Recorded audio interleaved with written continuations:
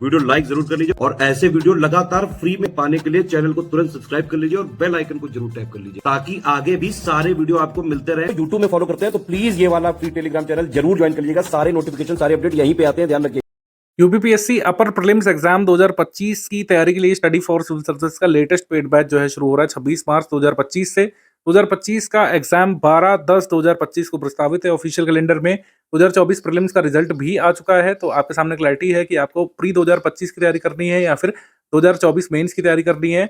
आपके सामने दोनों ही विकल्प मौजूद हैं। स्टडी फॉर सिविल सर्विसेज का मेंस का भी पेड ग्रुप चल रहा है 2024 का, आप इसमें ज्वाइन कर सकते हो। उसमें हिंदी की, जीएस की आंसर राइटिंग और संपूर्ण स्टडी मटेरियल सहित पूरी तैयारी ऐसे वगैरह कराई जा रही है।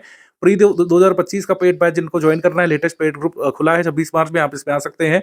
2024 का प्रीलिम्स जिन लोगों ने मिस कर दिया, आप लोग जो है हमारे पेड ग्रुप में आकर जरूर ट्राई करिए एक बार। पिछले 2-3 वर्षों से जिनका प्रीलिम्स नहीं निकल रहा था, उन लोगों ने 2024 के टफ पेपर में भी अपना प्रीलिम्स निकाला है। Maximum selection study for civil services के हुए हैं। 2024 के मेंस में जो लोग आना चाहते हैं वो आकर तैयारी कर सकते हैं। लगातार प्रैक्टिस कराई जा रही है यहाँ पर, और आपका एग्जाम पहले है मेंस का, इस वजह से लगातार उस पर प्रैक्टिस चल रही है। 2025 के प्रीलिम्स एग्जाम की इस पेड ग्रुप में आपको शुरुआत से तैयारी कराई जाएगी, बेसिक से शुरू करते हुए एडवांस लेवल तक। जिस हिसाब से पेपर आया था दिसंबर 2024 में, इस लेवल की तैयारी कैसे करें, आप लोग क्या क्या गलतियां करते हैं जो आपको नहीं करनी चाहिए, यूपीपीएससी की प्रिपरेशन में study for civil services best क्यों है, सारी चीजें एक एक करके यहाँ पर बिंदुवार हम लोग चर्चा करेंगे। जो लोग 26 मार्च वाले इस पेड ग्रुप में आ चुके हैं, ये आपका स्ट्रैटेजी वीडियो है, इसको शुरू से लेकर आखिर तक आप लोगों को देखना है। मेंस ग्रुप में जो लोग आए हैं, मेंस का अलग स्ट्रैटेजी वीडियो है आपके पिन मैसेज में, वहां पे देखिएगा। ये प्रीलिम्स ग्रुप का स्ट्रैटेजी वीडियो है और प्रीलिम्स ग्रुप का स्ट्रैटेजी वीडियो नंबर 1 है ये, इसको पूरा देखिए शुरू से आखिर तक। जो लोग स्टडी फॉर सिविल सर्विसेज को देख रहे हैं यूट्यूब में और हमारे सोशल मीडिया प्लेटफॉर्म्स में, हमारी जो ऑनलाइन कोचिंग पेड ग्रुप के नाम से चलती है टेलीग्राम पर, लगातार 8-9 वर्षों से हम सिलेक्शन दे रहे हैं प्रीलिम्स में और मेंस में। पिछले 5-6 वर्षों से जब से हमने मेंस का शुरू किया है, और प्रीलिम्स का 8-9 वर्षों से जो चल रहा है, लगातार सबसे ज्यादा सिलेक्शन ऑनलाइन प्लेटफॉर्म में स्टडी फॉर सिविल सर्विसेज के ही होते रहे हैं। सारे प्रूफ वगैरह हम लोग हमेशा आपको साझा करते हैं। थोड़ा सा मैं आपको दिखा भी दे रहा हूँ। 2025 में जो लोग स्टूडेंट्स आए, उनके मनोबल को बढ़ाने के लिए ये सहायक सिद्ध होगा, इस वजह से इसको दिखा रहा हूँ। आप लगातार देखिए, जो लोग भी पेड ग्रुप में ज्वाइन करें और स्टडी करें, वो लोग सिलेक्ट हुए हैं। हम ये कभी नहीं क्लेम करते हैं कि स्टडी फॉर सिविल सर्विसेज को ज्वाइन करना ही सिलेक्शन की गारंटी है। ऐसा जो है शब्द जाल हमने कभी नहीं फेंका है, ना ही हमारी पूरी टीम जो है इसमें विश्वास करती है कि स्टडी फॉर सिविल सर्विसेज को कि सिर्फ ज्वाइन करने मात्र से आप सिलेक्ट हो जाएंगे। लेकिन स्टडी फॉर सिविल सर्विसेज को ज्वाइन करने के बाद जो भी स्ट्रैटेजी हम जैसे आपको बताते हैं, जैसे ये 2025 के स्टूडेंट्स का स्ट्रैटेजी वीडियो हमने 2024 में भी इसको दिया था, तो स्ट्रैटेजी के हिसाब से हमारे स्टडी मटेरियल को फॉलो करते हुए, जो आपके लिए सिलेक्शन मटेरियल साबित हो जाता है एग्जाम के बाद, इसको फॉलो करते हुए, हमारे प्रैक्टिस रिसोर्सेज को फॉलो करते हुए, जिसमें इंटेंस प्रैक्टिस होती है। यहाँ पर सिर्फ पीवाईक्यूज इधर उधर करके नहीं दिए जाते हैं। पीवाईक्यू से आ भी नहीं रहा है और पीवाईक्यू कंपाइलेशन बिल्कुल बेकार साबित हुई है इस बार भी। डायनामिक पैटर्न के अनुरूप जिन लोगों ने नहीं तैयारी की है, स्टैटिक की अच्छे से नहीं तैयारी की है स्टैंडर्ड सोर्सेज से, और करंट अफेयर की जिन लोगों ने नहीं तैयारी की है, उनका नहीं हो पाया। और कुछ लोग ऐसे भी थे जो बहुत साल से अपना प्रीलिम्स निकालते आ रहे थे, लेकिन 2025 में अपना प्रीलिम्स उन्होंने मिस किया। तो स्टडी फॉर सिविल सर्विसेज को जो लोग ज्वाइन करते हैं और लगातार जो है हमारे स्टडी मटेरियल से पढ़ते हैं, हमारे प्रैक्टिस रिसोर्सेज से प्रैक्टिस करते हैं, और जो भी चीज़ें बताई जाती हैं उसको अक्षरशः फॉलो करते हैं, तो आपका सिलेक्शन हो जाता है। कई सारे लोगों का हुआ है, पहले भी हुआ है और आगे भी लगातार होता रहेगा, क्योंकि स्टडी फॉर सिविल सर्विसेज का लक्ष्य ही है अपने ज़्यादा से ज़्यादा स्टूडेंट्स को, अपने पेड ग्रुप में एनरोल होने वाले स्टूडेंट्स को सिलेक्ट कराना। प्रीलिम्स में, मेंस में भी लगातार आप देख सकते हैं सारे प्रूफ जो हमने इसमें कलेक्ट करके दिए थे। और काफ़ी ये खुशी का मौका भी होता है किसी भी टीचर और किसी भी इंस्टीट्यूट के लिए, जब हमारे स्टूडेंट्स जो है साल भर की मेहनत के बाद सिलेक्ट भी होते हैं। ठीक है, ये सबसे टफ पेपर बताया जा रहा था 2018 के बाद से, पैटर्न चेंज होने के बाद से सबसे टफ पेपर अभी तक का था। और टफ अगर ना भी माने, इसको ट्रिकी मान ले, लेकिन लेंदी अब तक का सबसे लेंदी पेपर था। 36 पेज में छप करके आया था, ठीक है, 36 पेजेस में, और इसमें लंबे लंबे सवाल पूछे गए थे। और एक नया आयाम यूपीपीएससी ने सेट किया है, जिसमें आप देखेंगे कि बहुत ही कम क्वेश्चन इजी लेवल के पूछे थे। वन लाइनर क्वेश्चंस की संख्या बहुत ही कम थी। ज़्यादातर question multiple statement, assertion reason वाले, मैचिंग वाले सवाल थे। कंसेप्चुअल सवाल भी थे इस बार काफ़ी सारे, फैक्चुअल भी थे, लेकिन अलग तरीके से पूछे गए थे। तो जो है हमारे इनिशिएटिव से, हमारे पेड इनिशिएटिव से, फ्री इनिशिएटिव से भी कई सारे लोग सिलेक्ट हुए हैं। सभी को बहुत बहुत शुभकामनाएं। कई सारे लोग मेंस में भी इनरोल हुए हैं और वो अपनी पढ़ाई यहाँ पे शुरू कर चुके हैं। 2024 का प्रीलिम्स जिन लोगों ने मिस कर दिया है, आप 2025 वाले बैच में आए हैं, शुरुआत से स्ट्रैटेजी वीडियो को सुनिए और शुरुआत से फॉलो करना शुरू करिए। आप गांठ बांध लीजिए कि स्टडी फॉर सिविल सर्विसेज की स्ट्रैटेजी के हिसाब से, हमारे स्टडी मटेरियल और रिसोर्सेज के हिसाब से ही आपको आगे बढ़ना है, और लगातार कंसिस्टेंसी आपको बना के रखनी है। कंसिस्टेंसी मेंटेन करना, सारी चीज़ों को रिलीजियसली फॉलो करना, पढ़ाई में लंबा ब्रेक ना देना, ये सब काम जो है स्टूडेंट्स का होता है। इसमें कोई भी इंस्टीट्यूट, कोई भी एक्सटर्नल फोर्स आपकी सहायता नहीं कर सकता। कंसिस्टेंसी, रेगुलरिटी, डिसिप्लिन, ये सब अगर आप मेंटेन करेंगे, सारा एक्सटर्नल सपोर्ट जो भी जरूरी होता है एग्जाम क्लियर करने के लिए, वो स्टडी फॉर सिविल सर्विसेज की टीम आपको प्रोवाइड करेगी। कई सारे लोग जो पहले सिलेक्ट हो चुके हैं, वो लोग भी स्टडी फॉर सिविल सर्विसेज को ही फॉलो करते हैं अपनी रैंक वगैरह इंप्रूव करने के लिए। तो इस तरीके से हमने एक पूरा इकोसिस्टम जो बनाया था काफ़ी मेहनत करके, वो स्टूडेंट्स को अब एक्चुअली बेनिफिट करने लगा है। आयोग जैसे जैसा पेपर बना दे ईज़ी से मॉडरेट से डिफिकल्ट लेवल का, आप लोग जो है अगर रिलीजियसली फॉलो करेंगे स्टडी फॉर सिविल सर्विसेज को, हमारे बताए हुए पाथ पर चलेंगे तो निश्चित तौर पर सिलेक्ट हो सकते हैं। यूपीपीएससी की तैयारी करने के लिए जो लोग पहली बार आए हैं और अपना ग्रेजुएशन कंप्लीट करके आपने फॉर्म वगैरह फिल किया होगा, आप एक अनिवार्य शर्त यहाँ पर समझ लीजिए यूपीपीएससी में या फिर किसी भी राज्य सेवा परीक्षा, जैसे बिहार में, एमपी में, हरियाणा में, उत्तराखंड में या फिर किसी ने छत्तीसगढ़ में दिया होगा, स्वाध्ययन यानी सेल्फ स्टडी एक बहुत अनिवार्य शर्त है। स्वाध्ययन के बिना आप आगे नहीं बढ़ सकते हैं। सेल्फ स्टडी बहुत ही महत्वपूर्ण भूमिका निभाती है। इवन आजकल के वनडे एग्जाम्स में भी सेल्फ स्टडी की बहुत महत्वपूर्ण भूमिका है। बेस्ट कंटेंट तो होना ही चाहिए आपके पास, रेलेवेंट स्टडी मटेरियल होना चाहिए, रेलेवेंट प्रैक्टिस रिसोर्स होना चाहिए, गाइडेंस का भी बहुत महत्व है। लेकिन कुछ चीज़ें जो स्टूडेंट को अपने अंदर से जगानी पड़ती है, इसमें कोई बाहरी सपोर्ट आपको नहीं मिल सकता है, ना ही आप प्राप्त कर सकते हैं इसको, ना ही किसी भी बाहरी संस्थान से आप ये सेवाएं प्राप्त कर सकते हैं। तो स्वाध्ययन एक अभ्यास यानी कि प्रैक्टिस और एक निरंतरता यानी कि कंसिस्टेंसी और डिसिप्लिन। निरंतरता, अभ्यास, डिसिप्लिन और स्वाध्ययन, ये आयाम आपने संभाल लिया तो फिर रेलेवेंट स्टडी मटेरियल देने का और कह सकते हैं बेस्ट प्रैक्टिस रिसोर्सेज देने का, बेस्ट गाइडेंस देने का काम हमारी टीम का है और इसी वजह से आपने यहाँ पे एनरोलमेंट लिया है।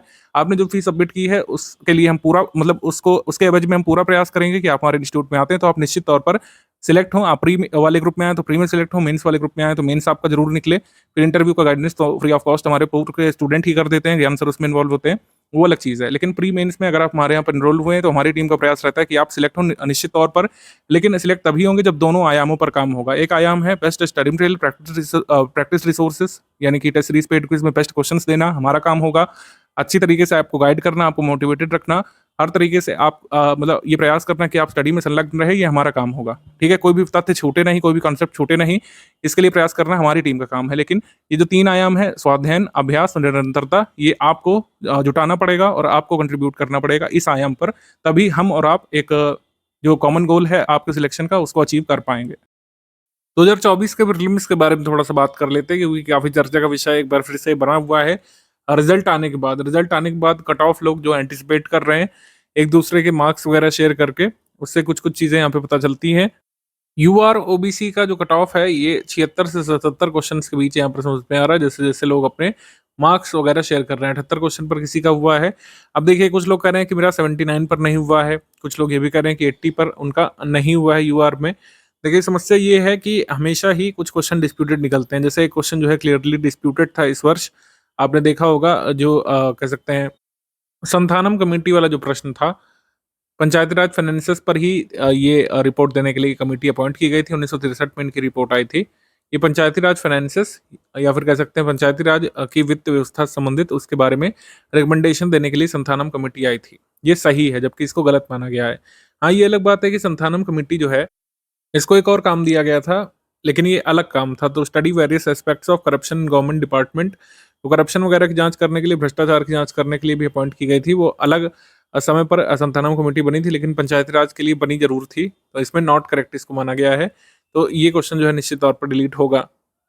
एक ये प्रश्न भी मतलब आंसर की में गलत दिया गया है। जनवरी 1934 में कांग्रेस सोशलिस्ट पार्टी गठन हुआ था, ये सही स्टेटमेंट, जबकि इसको भी गलत बता दिया गया है इस वाले के साथ। सेकंड वाला तो गलत है। जवाहरलाल नेहरू ने जो है कभी भी फॉर्मली स्वराज पार्टी, ये कांग्रेस सोशलिस्ट पार्टी को नहीं ज्वाइन किया। सोशलिज्म में बिलीव करते थे जवाहरलाल नेहरू, समाजवाद के समर्थक रहे हैं, कट्टर समर्थक थे समाजवाद के, लेकिन इन्होंने कभी भी कांग्रेस सोशलिस्ट पार्टी को नहीं ज्वाइन किया जवाहरलाल नेहरू ने। ये वाला तो सही है कि इसको गलत किया, लेकिन ये फर्स्ट वाला स्टेटमेंट सही है जबकि इसको गलत कर दिया है। तो ये एक डिस्प्यूटेड सवाल है।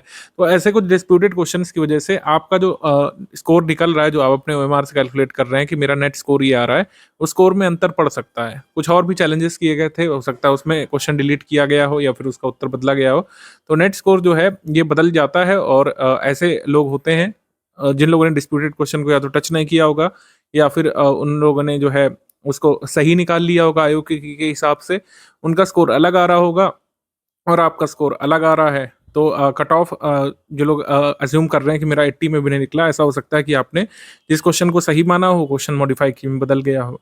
तो इस वजह से 77 पर लोगों का हुआ, 76 पर भी इवन हुआ है यूआर कैंडिडेट्स का, ओबीसी कैंडिडेट्स का, लेकिन 80 पर कुछ लोगों का नहीं हुआ है। तो ये सब समस्या रही है। आगे भी स्टडी फॉर सिविल सर्विसेज आगे प्रयास करता रहेगा कि आयोग तक ये बात पहुंचे कि मॉडिफाइड की तुरंत ही जो है स्टूडेंट्स को मिलनी चाहिए। जब आप प्रोविजनल की पर रिजल्ट नहीं दे रहे हैं, मॉडिफाइड की पर रिजल्ट दे रहे हैं, तो मॉडिफाइड की सारी प्रोसेस कंप्लीट होने के बाद क्यों जारी की जाए? स्टूडेंट्स एटलीस्ट देखें तो कि क्या उनकी गलती हुई, कौन से आंसर को जो वो सही मान रहे थे वो गलत माना गया है आयोग के द्वारा, और स्टूडेंट्स जो है सही फैक्ट आगे तैयार करें। मॉडिफाइड की जारी होनी ही चाहिए और एकदम जेन्युइन डिमांड है स्टूडेंट्स की, और इस पर हम लगातार आवाज़ उठाते रहेंगे। 15,000 कैंडिडेट जो सिलेक्ट हो चुके हैं वो अब मेंस की तैयारी करेंगे निश्चित तौर पर।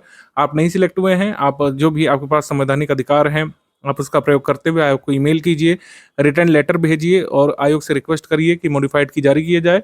और स्टूडेंट को ये जानने का अधिकार है कि जिस मॉडिफाइड की पर प्रोविजनल रिजल्ट जारी किया गया है, उस मॉडिफाइड की में क्या उत्तर बदला गया था, क्या उत्तर डिलीट हुआ था, ये बताना चाहिए एस्पिरेंट को, जैसे अन्य जगह पर बताया जाता है। अन्य कॉम्पिटिटिव एग्जाम में मॉडिफाइड की बताई जाती है, जैसे एमपीपीएससी में भी है। एमपीपीएससी में जो फाइनल की आती है रिजल्ट के समय, वो पब्लिश होती है। ठीक है, स्टूडेंट को पता चलता है कि हाँ अच्छा ये 100 क्वेश्चन थे तो 3 डिलीट हो गए, या फिर 3 के उत्तर बदल दिए गए, या फिर 2 डिलीट हुए, 2 के उत्तर बदल दिए गए, तो अपना स्कोर रिकैलकुलेट कर पाता है और संतुष्ट होता है कि चलिए मैं नहीं सिलेक्ट हुआ, क्यों नहीं सिलेक्ट हुआ उसका रीज़न उसके पास होता है। तो इसी वजह से कुछ लोग कैंडिडेट जो है 76 से 70 क्वेश्चन पर सिलेक्ट हुए हैं और कुछ नहीं सिलेक्ट हुए हैं। सीसैट में भी कुछ लोग जो है फेल हुए थे और उसकी वजह से भी नहीं हो पाए। तो कुल मिलाकर बात ये है कि एक मॉडरेट से डिफिकल्ट पेपर आपको देखने को मिला था। ये मैंने एनालिसिस में भी बताया था, हमारी टीम ने एनालाइज किया था कि इस बार मॉडरेट टू डिफिकल्ट पेपर है, एक लेंदी पेपर था। कई सारे लोग तो पूरे क्वेश्चन अपने आते हुए अटेम्प्ट भी नहीं कर पाए थे, क्योंकि वो कई बार एक प्रश्न में बहुत लंबे समय तक उलझे रह गए थे। तो अब इससे निपटने का तरीका क्या है? आगे भी पेपर टफ ही होगा। आरओ मेंस का, आरओ प्रीलिम्स का जो पेपर हुआ था लास्ट ईयर जो कैंसिल हुआ, अन्य पेपर भी जो हो रहे हैं जहां पर 50 सवाल 40 सवाल जीएस वाले आते हैं, उसमें भी टफ पेपर ही ज़्यादातर पूछे जा रहे हैं। ठीक है, टफ क्वेश्चंस पूछे जा रहे हैं। स्टडी फॉर सिविल सर्विसेज ये बात पहले ही समझ चुका था, इस वजह से हमने अपने स्टूडेंट्स को 2024 में शुरुआत से ही टफ टेस्ट सीरीज दी थी और टफ लेवल के कुछ क्वेश्चन हमने कराना शुरू कर दिया था। स्टडी फॉर सिविल सर्विसेज पहला इंस्टीट्यूट था, आप हमारे पुराने वीडियो देख सकते हैं। कोई भी ये सिर्फ बना के कहने वाली बात नहीं है, ऐसे तो हर कोई कुछ ना कुछ क्लेम कर रहा है, हमारे सारे प्रूफ होते हैं। हमने अपने वीडियोस डाले हुए थे यूट्यूब पर, ठीक है, कई सारे सैंपल भी दिए हुए थे टेलीग्राम पर हमारी टेस्ट सीरीज के एग्जाम होने से काफ़ी दिवस पहले के, काफ़ी महीने पहले के। उस टेस्ट सीरीज का लेवल देखिए और एग्जाम का लेवल आप मिलाइए, बिल्कुल सिमिलर पैटर्न पर आप पाएंगे। जैसे आयोग ने इस साल 3-3, 4-4 स्टेटमेंट वाले सवाल पूछे, मैचिंग वाले क्वेश्चन भी लेंदी पूछे, असर्शन रीजन वाले काफ़ी सवाल पूछने की कोशिश की। कई सारे लोग जो पहली बार अपीयर हुए थे, जो वनडे एग्जाम्स देते रहते हैं, उनके लिए ये एक शॉकर पेपर से कम नहीं था।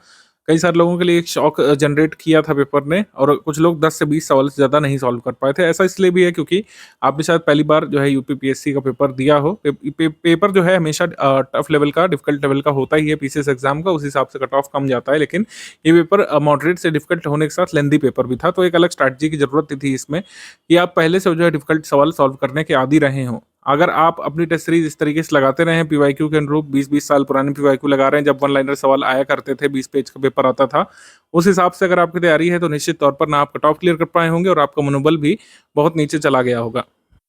पेपर एनालिसिस के समय भी हमारी टीम ने बताया था कि नंबर ऑफ डिफिकल्ट क्वेश्चन ज़्यादा है, पेपर लेंदी है, तो कट ऑफ निश्चित तौर पर गिरेगा। वैसे ही हुआ, 76 से 70 से 78 क्वेश्चन के बीच आप लोग यूआर में और ओबीसी में सिलेक्ट हुए हैं, अन्य कैटेगरीज का और भी कम कम रहा है। ठीक है, तो पेपर जो है शॉकर जरूर था, लेकिन स्टडी फॉर सिविल सर्विसेज ने इसके लिए पहले से आपको प्रिपेयर किया था कि पेपर ऐसा ही हो सकता है। आरओ एग्जाम जैसे ही कैंसिल्ड हुआ, उसके बाद जो हमने टेस्ट सीरीज कराई अपने स्टूडेंट्स को और पेड क्विज में प्रैक्टिस कराई, ज़्यादा से ज़्यादा असर्शन रीजन वाले सवाल हमने कराए थे, जिससे आप असर्शन रीजन वाले सवाल सही करना सीखें, मल्टीपल स्टेटमेंट वाले सवाल सही करना सीखें। और ये ऐसा नहीं हमने इसी साल से शुरू किया था, हमने 2022 में भी और 2023 में भी ऐसे क्वेश्चन के लिए तैयार किया था अपने स्टूडेंट्स को, हालांकि पेपर में ऐसे क्वेश्चन कम होते थे। स्टडी फॉर सिविल सर्विसेज के मैक्सिमम सिलेक्शन इसीलिए होते हैं क्योंकि हम आपको वर्स्ट केस के लिए पहले ही प्रिपेयर कर देते हैं, जो कि किसी भी एग्जाम को पास करने का तरीका होता है कि आप डिफिकल्ट सवालों की तैयारी पहले से करके जाएं। ठीक है, जो पेपर में आपको मिलने वाला है शॉक या फिर जो सरप्राइज मिलने वाला है, उसके लिए पहले से कुछ ना कुछ तैयारी करके जाएं कि ऐसा पेपर आ गया, अगर ऐसे क्वेश्चन आ गए तो हम उसको कैसे टैकल करेंगे, इसकी तैयारी आप पहले से करें। और प्रीलिम्स क्लियर करना अब हलवा नहीं रह गया है कि पहले के तरीके कि 2-4 मैगजीन पढ़कर और 20 साल के पीवाईक्यू लगा करके आप आसानी से प्रीलिम्स क्लियर कर लेंगे, फिर मेंस की तैयारी करेंगे, ऐसा नहीं है। आपको अच्छे से तैयारी करने की जरूरत पड़ेगी। इस वजह से हमने 2022 से ही इंटीग्रेटेड स्ट्रैटेजी यहाँ पर देना शुरू किया था प्रीलिम्स और मेंस की, जिसमें आपको इंटीग्रेटेड अप्रोच लेकर के चलना होता था, और इस बार भी वही स्ट्रैटेजी मैं यहाँ पर साझा करने वाला हूँ 3 स्टेज की। अभी आगे के वीडियो के हिस्से में आप देखेंगे 3 स्टेज की स्ट्रैटेजी कैसे वर्क करती है और कैसे प्रीलिम्स और मेंस का जो है आप प्रिपेयर कर सकते हैं। साथ साथ पहले बेसिक बनाएंगे प्री मेंस का, और फिर जो है सेकंड स्टेज पर, थर्ड स्टेज पर आते आते आप प्रीलिम्स के लिए अच्छे से तैयार हो चुके होंगे और मेंस का भी काफ़ी कुछ पढ़ चुके होंगे। स्टडी फॉर सिविल सर्विसेज ने इस साल अपने मटेरियल में रिकॉर्डेड वीडियो लेक्चर को भी ऐड किया था, जो भी काफ़ी बेनिफिशियल रहा आपको कंसेप्ट समझाने के लिए। रिकॉर्डेड वीडियो लेक्चर से आपको ये भान हो पाया कि किस तरीके से फैक्ट्स को भी कंसेप्ट बना देता है यूपीपीएससी। जैसे यूपीपीएससी में इस साल कई सारे ऐसे प्रश्न देखे गए हैं जिसमें 2 स्टेटमेंट हैं, दोनों फैक्ट हैं, लेकिन उसको इस तरीके से लिंक किया गया है कि एक कंसेप्चुअल क्वेश्चन तैयार हो गया है। जैसे एज ऑफ कंसेंट एक्ट वाला, एज ऑफ कंसेंट एक्ट वाला जो प्रश्न है, एज ऑफ कंसेंट एक्ट से 2 स्टेटमेंट पूछे गए थे। पहला कि बीएम मालबारवी ने उसमें पारित होने में महत्वपूर्ण भूमिका निभाई, ये भी हमने जो है फैक्ट दिया था। और ये दूसरा जो फैक्ट पूछा गया कि तिलक ने जो है एज ऑफ कंसेंट को कह सकते हैं अपोज किया था, जबकि उसमें दिया था कि सपोर्ट किया था, तो वो स्टेटमेंट आपको गलत करना था। तो इस तरीके से कई सारे फैक्ट जो कंसेप्ट के फॉर्म में पूछे गए। इसकी तैयारी कैसे होगी? इसकी तैयारी बिना प्रैक्टिस किए नहीं हो सकती, तो प्रैक्टिस का बहुत महत्व है। और प्रैक्टिस भी नहीं, इसकी सिर्फ 20 सालों के पीवाईक्यू लगाना है, उससे कोई फायदा नहीं मिलेगा, उसकी प्रैक्टिस करके कोई भी फायदा नहीं मिलने वाला है, क्योंकि पेपर अलग तरीके से पूछा जा रहा है। आपको वैसे ही सवाल लगाने पड़ेंगे जैसे स्टडी फॉर सिविल सर्विसेज ने अपनी टेस्ट सीरीज में कराए थे। एटलीस्ट हमने 95% वहां तक पहुंचने का प्रयास किया जहां तक आयोग ने आपको पेपर में पूछा है। ठीक है, ऐसा किसी भी इंस्टीट्यूट ने नहीं किया है। इस साल भी हम कोई खास बदलाव अपनी स्ट्रैटेजी में नहीं करने वाले हैं। स्टडी मटेरियल निश्चित तौर पर अपडेट होगा और इसको बहुत अच्छे तरीके से अपडेट करने का प्रयास करेंगे। इस बार जो पूरा जो पैटर्न है सवाल पूछने का, उसी के अनुरूप यहाँ पे जो है स्टडी मटेरियल होगा। हिस्ट्री ज्योग्राफी में भी आप देखेंगे कुछ आमूल-चूल परिवर्तन हम करने वाले हैं। वन लाइनर टाइप या फिर पैराग्राफ टाइप ना होकर के कई सारे डायग्राम्स आपको देखने को मिलेंगे और इन डायग्राम से आप अपने कंसेप्चुअल क्वेश्चन सॉल्व कर पाएंगे। तो कई सारे डायग्राम वाले नोट्स जो है, मतलब नोट्स में डायग्राम आपको देखने को मिलेंगे। डायग्राम सिर्फ वो वाले नहीं, कंसेप्ट वाले नहीं कि गूगल से चिपका दिए वो वाला डायग्राम नहीं, आपको बहुत ही इंटरैक्टिव डायग्राम हम बना करके देंगे और ये बाइलिंगुअल रहेगा। ये डायग्राम पढ़ करके आप कंसेप्चुअल क्वेश्चन निकाल पाएंगे, कई सारे जो इस साल पूछे गए हैं हिस्ट्री के, ज्योग्राफी के, इवन पॉलिटी में भी कई सारे डायग्राम आपको हमारे नोट्स में देखने को मिलेंगे। जो लेटेस्ट एडिशन होगा लिस्टिंग कंपाइलेशन का, जो आपको सेकंड स्टेज ऑफ प्रिपरेशन के दौरान हम पेड ग्रुप में साझा करेंगे, उसमें कई सारे डायग्रामेटिक थीम्स पर आधारित जो है इन्फॉर्मेशन देखने को मिलेगी, जो आपके क्वेश्चन सॉल्व करवाने में हेल्प करेगी। टेस्ट सीरीज का लेवल लगातार बढ़ता जाएगा। टेस्ट सीरीज का लेवल हम हमेशा आयोग से आगे रखेंगे, जिससे आप पहले से तैयार रहें, आप एकदम से शॉक महसूस ना करें एग्जाम हॉल में। आपको ये लगे कि टेस्ट सीरीज हम वैसे ही सॉल्व कर रहे हैं जैसे हम पहले सॉल्व करते हुए आ रहे हैं। स्टडी फॉर सिविल सर्विसेज की कोई टेस्ट सीरीज ही लगाने आए हैं, ये आप महसूस करेंगे जब आप हमारी कई सारी टेस्ट सीरीज को अटेम्प्ट करके जाएंगे। तो वही मैंने कहा, सिर्फ पेड ग्रुप ज्वाइन करना काफ़ी नहीं है। पेड ग्रुप में आया आपने स्टडी किया, स्टडी मटेरियल से प्रैक्टिस रिसोर्सेज को फॉलो किया, टेस्ट सीरीज आप लगा रहे हैं। टेस्ट सीरीज लगाने पर आपको जो है एनालिसिस कर रहे हैं। टेस्ट सीरीज लगाने के बाद आपको मंथन करना है, कहाँ पे गलतियां हो रही है, उस गलती को सुधारना है, तब जा करके एक्चुअली एग्जाम में फायदा मिलेगा। तो स्टडी फॉर सिविल सर्विसेज को ज्वाइन करने के बाद हमारे रिसोर्सेज को फॉलो भी करना है, उसके साथ लगना है, अपना सेल्फ एनालिसिस करना है, हमसे सपोर्ट प्राप्त करना है। कोई चीज़ नहीं समझ में आ रही है, डाउट क्लियरेंस ग्रुप में आप पूछ सकते हैं। इस तरीके से हम आगे बढ़ेंगे। कोई बिग चेंज नहीं एक्सपेक्टेड है। बिग चेंज होगा हमारे स्टडी मटेरियल में, टेस्ट सीरीज में होगा, हमारे मेथोडोलॉजी में कोई भी बिग चेंज हम ऐसा नहीं करने वाले, क्योंकि हमेशा ही कहावत है, एक अंग्रेजी कहावत है, if it not broken don't fix it, कि कुछ अगर टूटा नहीं तो बार बार जोड़ने की कोशिश मत करिए। तो हमने लगातार सिलेक्शन दिए टफ पेपर में भी, तो बस हम इनहेंस करेंगे कि कितने ज़्यादा और क्वेश्चन निकाल पाएं। जैसे इस साल स्टडी फॉर सिविल सर्विसेज से 110 क्वेश्चन डायरेक्टली किए जा सकते थे एग्जाम में, और कट ऑफ जो है 75 से 77 क्वेश्चन के बीच गया है। अगर आप पूरी एफिशिएंसी हमेशा की तरह नहीं भी दे पाते हैं, ठीक है, जैसे हमने कहा था कि 90-95 क्वेश्चन को टारगेट करिए और आप 80+ भी गए तो आप कट ऑफ निकाल लेते हैं मॉडरेट से डिफिकल्ट पेपर में भी, और यही स्ट्रैटेजी इस बार भी रहेगी। ठीक है, कंसेप्चुअल डिटेलिंग पर इस बार खास फोकस करेगी हमारी टीम। रिकॉर्डेड वीडियो लेक्चर में कंसेप्चुअल डिटेल पर फोकस किया गया है। वैसे ही कंसेप्चुअल डिटेल किसी न किसी तरीके से, चाहे डायग्राम फॉर्म में, चाहे किसी अन्य मेथड से, हम अपने नोट्स में भी शामिल करने का प्रयास करेंगे। Study for civil services paid group के फीचर्स मैं आपको एक एक करके बता दे रहा हूँ। ये फीचर वेरी कर सकते हैं, जो पैकेज आपने लिया होगा टेलीग्राम में हमारी टीम से, उसके हिसाब से वेरी कर सकते हैं। जैसे फुल पेड ग्रुप है, उसको सारे फीचर मिलेंगे जो हम यहाँ पर बताने जा रहे हैं। ओनली करंट अफेयर वाले पेड बैच में आप तो करंट अफेयर वाले फीचर मिलेंगे। Test series with current affair वाले में तो टेस्ट सीरीज और करंट अफेयर के फीचर मिलेंगे, और ऐसे ही हर ग्रुप के लिए है। जो भी पैकेज आपने लिया होगा और जो कमिटमेंट हमारी टीम ने आपसे किया होगा फी पेमेंट कराने से पहले, वही चीज़ें आपको इस ग्रुप में मिलेंगी। जो फीचर मैं आपको बताने जा रहा हूँ ये फुल पेड ग्रुप पे है, यानी सारे फीचर्स जो एक फुल पेड ग्रुप मेंबर को मिलते हैं वो मैं इसमें बताने जा रहा हूँ। इसको एक बार अच्छे से समझ लीजिए, क्योंकि कई बार आप लोग बार बार पूछा करते हैं। तो इस ग्रुप में डेली करंट अफेयर की पीडीएफ जो है पेड ग्रुप मेंबर्स को मिलती है। फुल पेड वालों को दोपहर 3 से 4 बजे तक आ जाती है। डेली करंट अफेयर का उद्देश्य ये रहता है कि यूपीपीएससी के लिए जितने भी करंट अफेयर आपको पढ़ने चाहिए डेली बेसिस पर, तो आप पढ़ें।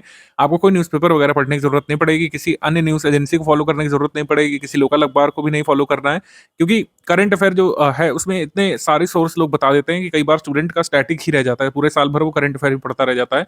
तो इसका सिंगल सोल्यूशन हमने निकाला है कि सारे तरीके के करंट अफेयर जो आपको पढ़ने ज़रूरी हैं, चाहे वो डेली करंट अफेयर हो, चाहे prelims specific monthly current affair हो, चाहे उसकी प्रैक्टिस के लिए टॉप 500 क्वेश्चन हम देते हैं। हम लोग 3 तरीके के करंट अफेयर अपने ग्रुप में देते हैं। इसके बारे में पहले समझ लीजिए। तो डेली करंट अफेयर जो है आता है, कभी गैप होता है, जैसे कोई नेशनल हॉलिडे पड़ गया, संडे को नहीं आता है, तो नेक्स्ट डे कवर होता है, तो संडे का मंडे को कवर होता है। कोई हॉलिडे पड़ गया, उस दिन कोई इंपॉर्टेंट इवेंट हुआ, कोई नई स्कीम अनाउंस की गई, तो उस हॉलिडे के अगले दिन की न्यूज़ में वो कवर कर लिया जाता है। तो करंट अफेयर डेली बेसिस पर आपको मिलता रहता है। आपको अलग से कोई यूट्यूब चैनल फॉलो करने की आवश्यकता नहीं पड़ती है, कोई टेलीग्राम फॉलो करने की जरूरत नहीं पड़ती है, और खुद से कोई न्यूज़पेपर एनालिसिस पढ़ने की जरूरत नहीं पड़ती है। जो यहाँ पे एक पीडीएफ आएगी, बस उसी को कंप्लीट करना है, तो इसका मतलब आपने उस दिन का डेली करंट अफेयर कंप्लीट कर लिया। मंथली करंट अफेयर आता है। मंथली करंट अफेयर में 3 पीडीएफ मिलती है हर मंथ। अब प्री स्पेशल का पीडीएफ मिलता है। प्री स्पेशल पीडीएफ से ही डायरेक्टली एग्जाम में क्वेश्चन आते हैं, तो कई सारे स्क्रीनशॉट हम साझा करते हैं एग्जाम के दिन, वो करंट अफेयर के क्वेश्चन दिखाते हुए कि करंट अफेयर के सवाल जो पूछे गए हैं एग्जाम में वो कहाँ से आए हैं, वो हम प्री स्पेशल वाली करंट अफेयर से ही स्क्रीनशॉट लेकर के आपको शो करते हैं। तो 3 पीडीएफ मिलती है। प्री स्पेशल वाली होती है, एक डेली का मंथली कंपाइलेशन होता है। जो डेली करंट अफेयर आता है उसका आप रिवीजन कर सके मेंस के लिए, उसके लिए डेली का मंथली कंपाइलेशन हम लोग देते हैं। जो ओनली स्टडी मटेरियल वाला ग्रुप है उसमें डेली करंट अफेयर नहीं आता है, उसमें डेली का मंथली कंपाइलेशन आता है। तो केवल फुल पेड ग्रुप जो है उनको डेली करंट अफेयर मिलता है, जो ओनली स्टडी मटेरियल वाला ग्रुप है, और जो अन्य ग्रुप है उनको डेली का मंथली कंपाइलेशन जो है मिलता है। ठीक है, डेली बेसिस पर उन ग्रुप्स में करंट अफेयर नहीं आता है, लेकिन monthly current affair pre special वाला सभी को मिलता है। तो प्री स्पेशल नाम ही इसका हमने इस वजह से रख दिया जिससे कंफ्यूजन ना रहे। ये monthly current affair pre special वाला कहलाता है। जैसे कल 4 मार्च है, ठीक है, मतलब सपोज करिए कोई भी दिन है, 4 मार्च है या फिर आगे 4 मई है या फिर जो भी मंथ है, तो हर मंथ की 4 तारीख को आपको पीडीएफ मिल जाती है। 4 मार्च को आपको पूरा 1 फेब से लेकर 28 फेब तक का करंट अफेयर कवर करते हुए आपको पीडीएफ दे दी गई होगी 4 मार्च को। तो ऐसे ही मार्च की करंट अफेयर आपको 4 अप्रैल को मिल जाती है, अप्रैल की करंट अफेयर 4 मई को मिल जाती है। तो हर मंथ की 4 तारीख को आपको पिछले मंथ की total pre special current affair मिल जाया करती है। ये साइकिल आगे भी चलती रहेगी। अप्रैल करंट अफेयर मई में, मई का करंट अफेयर जो है जून में 4 तारीख तक, इस तरीके से आगे आपको मिलता रहता है। डेली का मंथली करंट अफेयर पीडीएफ भी 4 तारीख तक आ जाती है। टॉप 500 और 400 कई बार होते हैं क्वेश्चन, कई बार 550 होते हैं। ये टॉप क्वेश्चंस होते हैं, एमसीक्यू बेसिस पर हम लोग देते हैं। ये 9 तारीख तक ग्रुप में दी जाती है। इसका भी काफ़ी महत्व बढ़ गया है, क्योंकि कई सारे फैक्चुअल सवाल जो आते हैं, इस साल जो पेपर हुआ है कई सारे सवाल इसी पीडीएफ पे से भी आए थे। 400-500 एमसीक्यू जो है ये आप प्री स्पेशल के साथ पढ़ते हैं तो प्रीलिम्स के सारे करंट अफेयर के सवाल लगभग आप सॉल्व करने में सक्षम बन जाते हैं। प्री स्पेशल के साथ ही 400-500 सवाल अगर आपने लगा लिए तो प्री के लगभग सारे सवाल, मतलब 98-99% सवाल। और नंबर की बात करें तो अगर 35 सवाल आएंगे आपके एग्जाम में तो आप 32-33 तक करने की स्थिति में आ सकते हैं, यानी कि जितना कट ऑफ मार्क्स जाने वाला है उसका 45% आप ऑलरेडी स्कोर कर लेते हैं इससे। तो काफ़ी बेनिफिशियल होता है हमारा करंट अफेयर। प्री स्पेशल वाला आपको पढ़ना होता है अपने प्रीलिम्स एग्जाम के लिए। बाकी प्री करंट अफेयर में और मेंस का जो ये डेली आता है करंट अफेयर, इसमें क्या महीने अंतर होता है, इसके लिए मैंने पूर्व के ग्रुप में एक वीडियो बनाया था, उस वीडियो को मैं इस हिस्से से इसमें जोड़ दे रहा हूँ, जिससे आपको डेली करंट अफेयर में और मंथली करंट अफेयर में जो अंतर है स्पष्ट तौर पर समझ जाएं। दोनों तरीके करंट अफेयर एक पीडीएफ की उपयोगिता क्या है इसको समझ जाएं, फिर हम लोग आगे बढ़ते हैं। यूपीपीएससी 2025 के प्रीलिम्स ग्रुप में अगर आप आ गए हैं तो ये समझिए कि डेली करंट अफेयर और मंथली करंट अफेयर में क्या अंतर होता है। स्ट्रैटेजी में मैं कई बार ये चीज़ क्लियर कर चुका हूँ, लेकिन कई बार डाउट अलग अलग से आ रहे हैं, तो मैं आपको बता रहा हूँ डेली करंट अफेयर और मंथली करंट अफेयर में क्या डिफरेंस होता है। स्टडी फॉर सिविल सर्विस का जो डेली करंट अफेयर होता है वो 5-6 पेजेस डेली बेसिस पर आपको मिलते हैं। जैसे न्यूज़पेपर आप लोग स्टडी करते हैं वैसे ही इसको मानिए, न्यूज़पेपर का सब्स्टिट्यूट है ये। जितना भी जानकारी आपको चाहिए, क्या हो रहा है डेली बेसिस पर, कैसे कैसे सीक्वेंस ऑफ इवेंट हो रहे हैं, कोई नई स्कीमें अनाउंस हो रही हैं, नई घटनाक्रम हो रहे हैं, सुप्रीम कोर्ट में कोई नया केस आ रहा है, आपके सिलेबस से जो चीज़ें जरूरी जुड़ी हुई हैं वही यहाँ पे बताई जाती हैं। आपने देखा होगा न्यूज़ प्योरली जो है सिलेबस बेस्ड होती है, उसमें लिखा भी रहता है कि न्यूज़ जो है मेंस पेपर के GS1 के लिए ज़रूरी हो सकती है, GS2 के लिए, GS3 के लिए, कई बार GS4 वाली न्यूज़ भी हम लोग देते हैं समय समय पर। अब मेंस के लिए इसका रेलेवेंस ज़्यादा रहता है, क्योंकि मेंस के जीएस सिलेबस के हिसाब से आपको दिया जाता है। प्रीलिम्स का और मेंस का जो सिलेबस है आपने देख ही लिया होगा, स्ट्रैटेजी में काफ़ी अलग तरीके का होता है और क्वेश्चन पूछे जाने का तरीका, पूरा पेपर ही अलग तरीके का है। प्रीलिम्स क्या है, जीएस पेपर 1 ऑब्जेक्टिव पेपर है, जबकि मेंस सब्जेक्टिव पेपर, इसी वजह से इन्फॉर्मेशन यहाँ पे ज़्यादा चाहिए। आपने देखा होगा किसी भी इन्फॉर्मेशन का 360 डिग्री एनालिसिस उसमें दिया रहता है। कोई न्यूज़ हुई, कोई कोर्ट केस आया, उसका क्या सिग्निफिकेंस है, हिस्टोरिकल बैकग्राउंड क्या है और आगे की राह क्या हो सकती है, ये भी उसमें बताया जाता है। तो इसलिए डेली करंट अफेयर आपको पढ़ने के लिए कहा जाता है कि आप केवल रटे नहीं, रट के तो आप प्रीलिम्स वाला कर लेंगे, मंथली करंट अफेयर रट करके प्रीलिम्स में मैक्सिमम क्वेश्चन आप निकाल लेंगे, लेकिन मेंस भी तो देना है ना। क्या मेंस नहीं देना है? प्रीलिम्स हमारी मंजिल नहीं है, मैं बार बार कहता रहता हूँ। सिर्फ प्रीलिम्स क्लियर करने के लिए आप नहीं स्टडी करते हैं। लॉन्ग टर्म स्टडी जो लोग करते हैं, जो सीरियस स्टडी करते हैं, वो मेंस क्लियर करके सिलेक्शन लेने वाली स्टडी करना चाहते हैं। तो मेंस के लिए रेलिवेंस जो आपका डेली करंट अफेयर उसका ज़्यादा है, प्रीलिम्स के लिए लो सिग्निफिकेंस हम लोग कह सकते हैं। ऐसा नहीं है कि प्रीलिम्स के लिए बिल्कुल काम का नहीं है आपका डेली करंट अफेयर, ये नहीं कहा जा रहा है, लेकिन मेंस को टारगेट करके इसको दिया जाता है, तो ये मेंस में आपकी हेल्प करता है। अगर आप डेली बेसिस पर नहीं पढ़ पा रहे हैं तो आप डेली का जो मंथली कंपाइल करके दिया जाता है उसको एक बार स्टडी कर लीजिए। और सारी इन्फॉर्मेशन डेली करंट अफेयर वाली लर्न करने की नीड नहीं होती है, कई सारी चीज़ें अंडरस्टैंडिंग बेस्ड है, आपको उसको पढ़ करके समझ लेना है, आगे के लिए कनेक्ट करना है सिलेबस से बस। और कैसे कनेक्ट करना है सब स्ट्रैटेजी में हम बता चुके हैं आपको। फिर एससीएस का जो मंथली करंट अफेयर है ये प्रीलिम्स स्पेसिफिक होता है, इससे मेंस में आपको कोई लाभ नहीं मिलने वाला है, ये मैं आपको बता चुका हूँ। प्रीलिम्स का करंट अफेयर इंटायरली डिफरेंट होता है मेंस के करंट अफेयर से। इन्फॉर्मेशन टू द पॉइंट रखी जाती है, आपने देखा होगा जो वन लाइनर जो हम लोग देते हैं या सेक्शन वाइज देते हैं, उसमें जितना इन्फॉर्मेशन जरूरी है जिससे क्वेश्चन बन सकता है प्रीलिम्स वाला, बस उसी को दिया जाता है। प्रीलिम्स के लिए इसका सिग्निफिकेंस बहुत ज़्यादा है। जब प्रीलिम्स नज़दीक होता है तो हम डेली करंट अफेयर पढ़ना बंद करा देते हैं अपने स्टूडेंट्स को, वो मंथली वाला ही तैयार करते हैं, और यूपी वाला जो मंथ में एक बार दिया जाता है उसको तैयार करते हैं। इन्फॉर्मेशन डेंस ये भी होता है जहाँ जहाँ पर जरूरी है, जैसे कोई स्कीम आई है तो स्कीम कब कहाँ से लॉन्च की गई, किस व्यक्ति ने लॉन्च की, किसको टारगेट करेगी, बेनिफिशरीज कौन होंगे इसके, बेनिफिशरीज को क्या बेनिफिट मिलने वाले हैं, सब कुछ हम इसमें कवर कराते हैं। और लेस नंबर ऑफ पेजेस में इसको रखने की कोशिश करते हैं, क्योंकि एग्जाम के समय इसको आपको बार बार मल्टीपल टाइम्स रिवाइज करना पड़ता है, जबकि डेली करंट अफेयर को मल्टीपल टाइम्स रिवाइज करने की जरूरत नहीं है। आप कोशिश करिए कि डेली बेसिस पर कवर करें और इसका लॉन्ग टर्म बेनिफिट आपको मिलता है, ठीक है। तो ये डिफरेंस होता है स्टडी फॉर सिविल सर्विस के डेली करंट अफेयर में और मंथली करंट अफेयर में, दोनों ही आपको अभी से कवर करना चाहिए 2025 वालों को खासकर। वर्ष 2025 में होने वाले अपर प्रीलिम्स एग्जाम के लिए करंट अफेयर यानी समसामयिकी हमको कितना तैयार करना है, किस ड्यूरेशन तक आपको समसामयिकी यानी कि करंट अफेयर तैयार करना है, इसके बारे में बात कर लेते हैं। हमेशा ही एक वर्ष की टाइमलाइन हम लोग फॉलो करते हैं और इसी से आपके 98% सवाल सॉल्व हो जाते हैं। 1-2% सवाल यानी 1-2 क्वेश्चन 2 वर्ष पहले के डेटा से, 3 वर्ष पहले के डेटा से भी आ जाते हैं, लेकिन वो या तो बहुत ही चर्चित कोई फैक्ट होता है जो अभी तक आपको स्मरण होना चाहिए वैसा होता है, जैसे SARS-CoV-2 के बारे में पूछा था इस साल। अब SARS-CoV-2 जो है पूरे विश्व भर में तहलका मचाया था 3-4 वर्ष पहले, तो आप ये नहीं कह सकते हैं कि ये 5 साल पहले करंट अफेयर है, अब ये स्टैटिक का पार्ट बन चुका है। बहुत ही पुराना डेटा कई बार पूछ लेते हैं, 2.5 वर्ष पहले का, ठीक है, 3 वर्ष पहले का या 1.5 वर्ष पहले का, उसके लिए आप कुछ नहीं कर सकते, उस क्वेश्चन को फिर छोड़ ही देना समझदारी है। ऐसे क्वेश्चन 1, 2, 3 से ज़्यादा नहीं होते हैं। करंट अफेयर 98-99% एक वर्ष पूर्व के टाइमलाइन से कवर हो जाया करता है। पीवाईक्यू की सब्जेक्ट वाइज एनालिसिस की जो रिपोर्ट हमारी टीम ने बनाई है उसमें आप देख सकते हैं 30 क्वेश्चन करीब आते ही हैं करंट अफेयर के, 28 से 30, कई बार 33 तक 35 तक भी सवाल आ जाते हैं करंट अफेयर से। इकोनॉमिक करंट अफेयर अगर हम इससे निकाल दें तो 30, 32, 35 तक जितने भी सवाल आ जाएंगे, 98% सवाल, यानी कि अगर 30 आएंगे तो 29 सवाल, 28 सवाल एक वर्ष की अवधि के भीतर के ही होते हैं। तो करंट अफेयर हमें अक्टूबर 2024 से लेकर सितंबर 2025 तक हमको कवर करना पड़ेगा। एक वर्ष की अवधि हम इस तरीके से कवर कर लेंगे। इसी तरीके से आपको करंट अफेयर नेशनल इंटरनेशनल वाला कवर करना पड़ेगा। उत्तर प्रदेश का करंट अफेयर जितना भी जरूरी है वो आपको ग्रुप में शुरुआत से दे दिया गया है और आगे हर मंथ अपडेट होकर के मिलता रहेगा। तो इस तरीके से प्रीलिम्स 2025 का करंट अफेयर आपको तैयार करना है। हम यहाँ पर मंथली पीडीएफ की बात कर रहे हैं। जब हम मंथ बात करते हैं तो इसका मतलब है मंथली पीडीएफ के बारे में बात कर रहे हैं, यानी कि आपको अक्टूबर 2024 से शुरू करते हुए मंथली करंट अफेयर सितंबर 2025 तक कंप्लीट करना होगा। करंट अफेयर डेली वाला मंथली वाला किस तरीके से अलग है एक दूसरे से और सभी तरीके के करंट अफेयर की उपयोगिता क्या है, सब हमने आपको समझा दिया है। अब डाउट क्लियरेंस के बारे में बात कर लेते हैं। डाउट क्लियरेंस का support full paid group members को ही मिलता है, क्योंकि जो फुल पेड ग्रुप के मेंबर्स होते हैं वो 3 ग्रुप में ऐड किए जाते हैं। फुल पेड ग्रुप मेंबर्स को हम 3 ग्रुप में ऐड करते हैं। एक तो स्टडी मटेरियल वाला ग्रुप होता है और एक डाउट क्लियरेंस वाला ग्रुप होता है। डाउट क्लियरेंस ग्रुप में आप अपने डाउट पूछ सकते हैं। डाउट कैसे डाउट, कुछ लोग पूछते हैं सर क्या पूछ सकते हैं उसमें, आप उसमें स्टडी मटेरियल संबंधी कोई डाउट पूछ सकते हैं। यूपीपीएससी अपर प्रीलिम्स सिलेबस के दायरे में जो भी चीज आती है उससे संबंधित आप डाउट पूछ सकते हैं। मेंस के डाउट यहाँ पे नहीं बताए जा सकते हैं। प्री संबंधित कोई भी डाउट आप यहाँ पर पूछेंगे उसको जरा भी मना नहीं किया जाएगा, और जब तक आप समझ नहीं जाते जिस हद तक, उस हद तक समझाने का प्रयास हमारी एडमिन टीम करती है।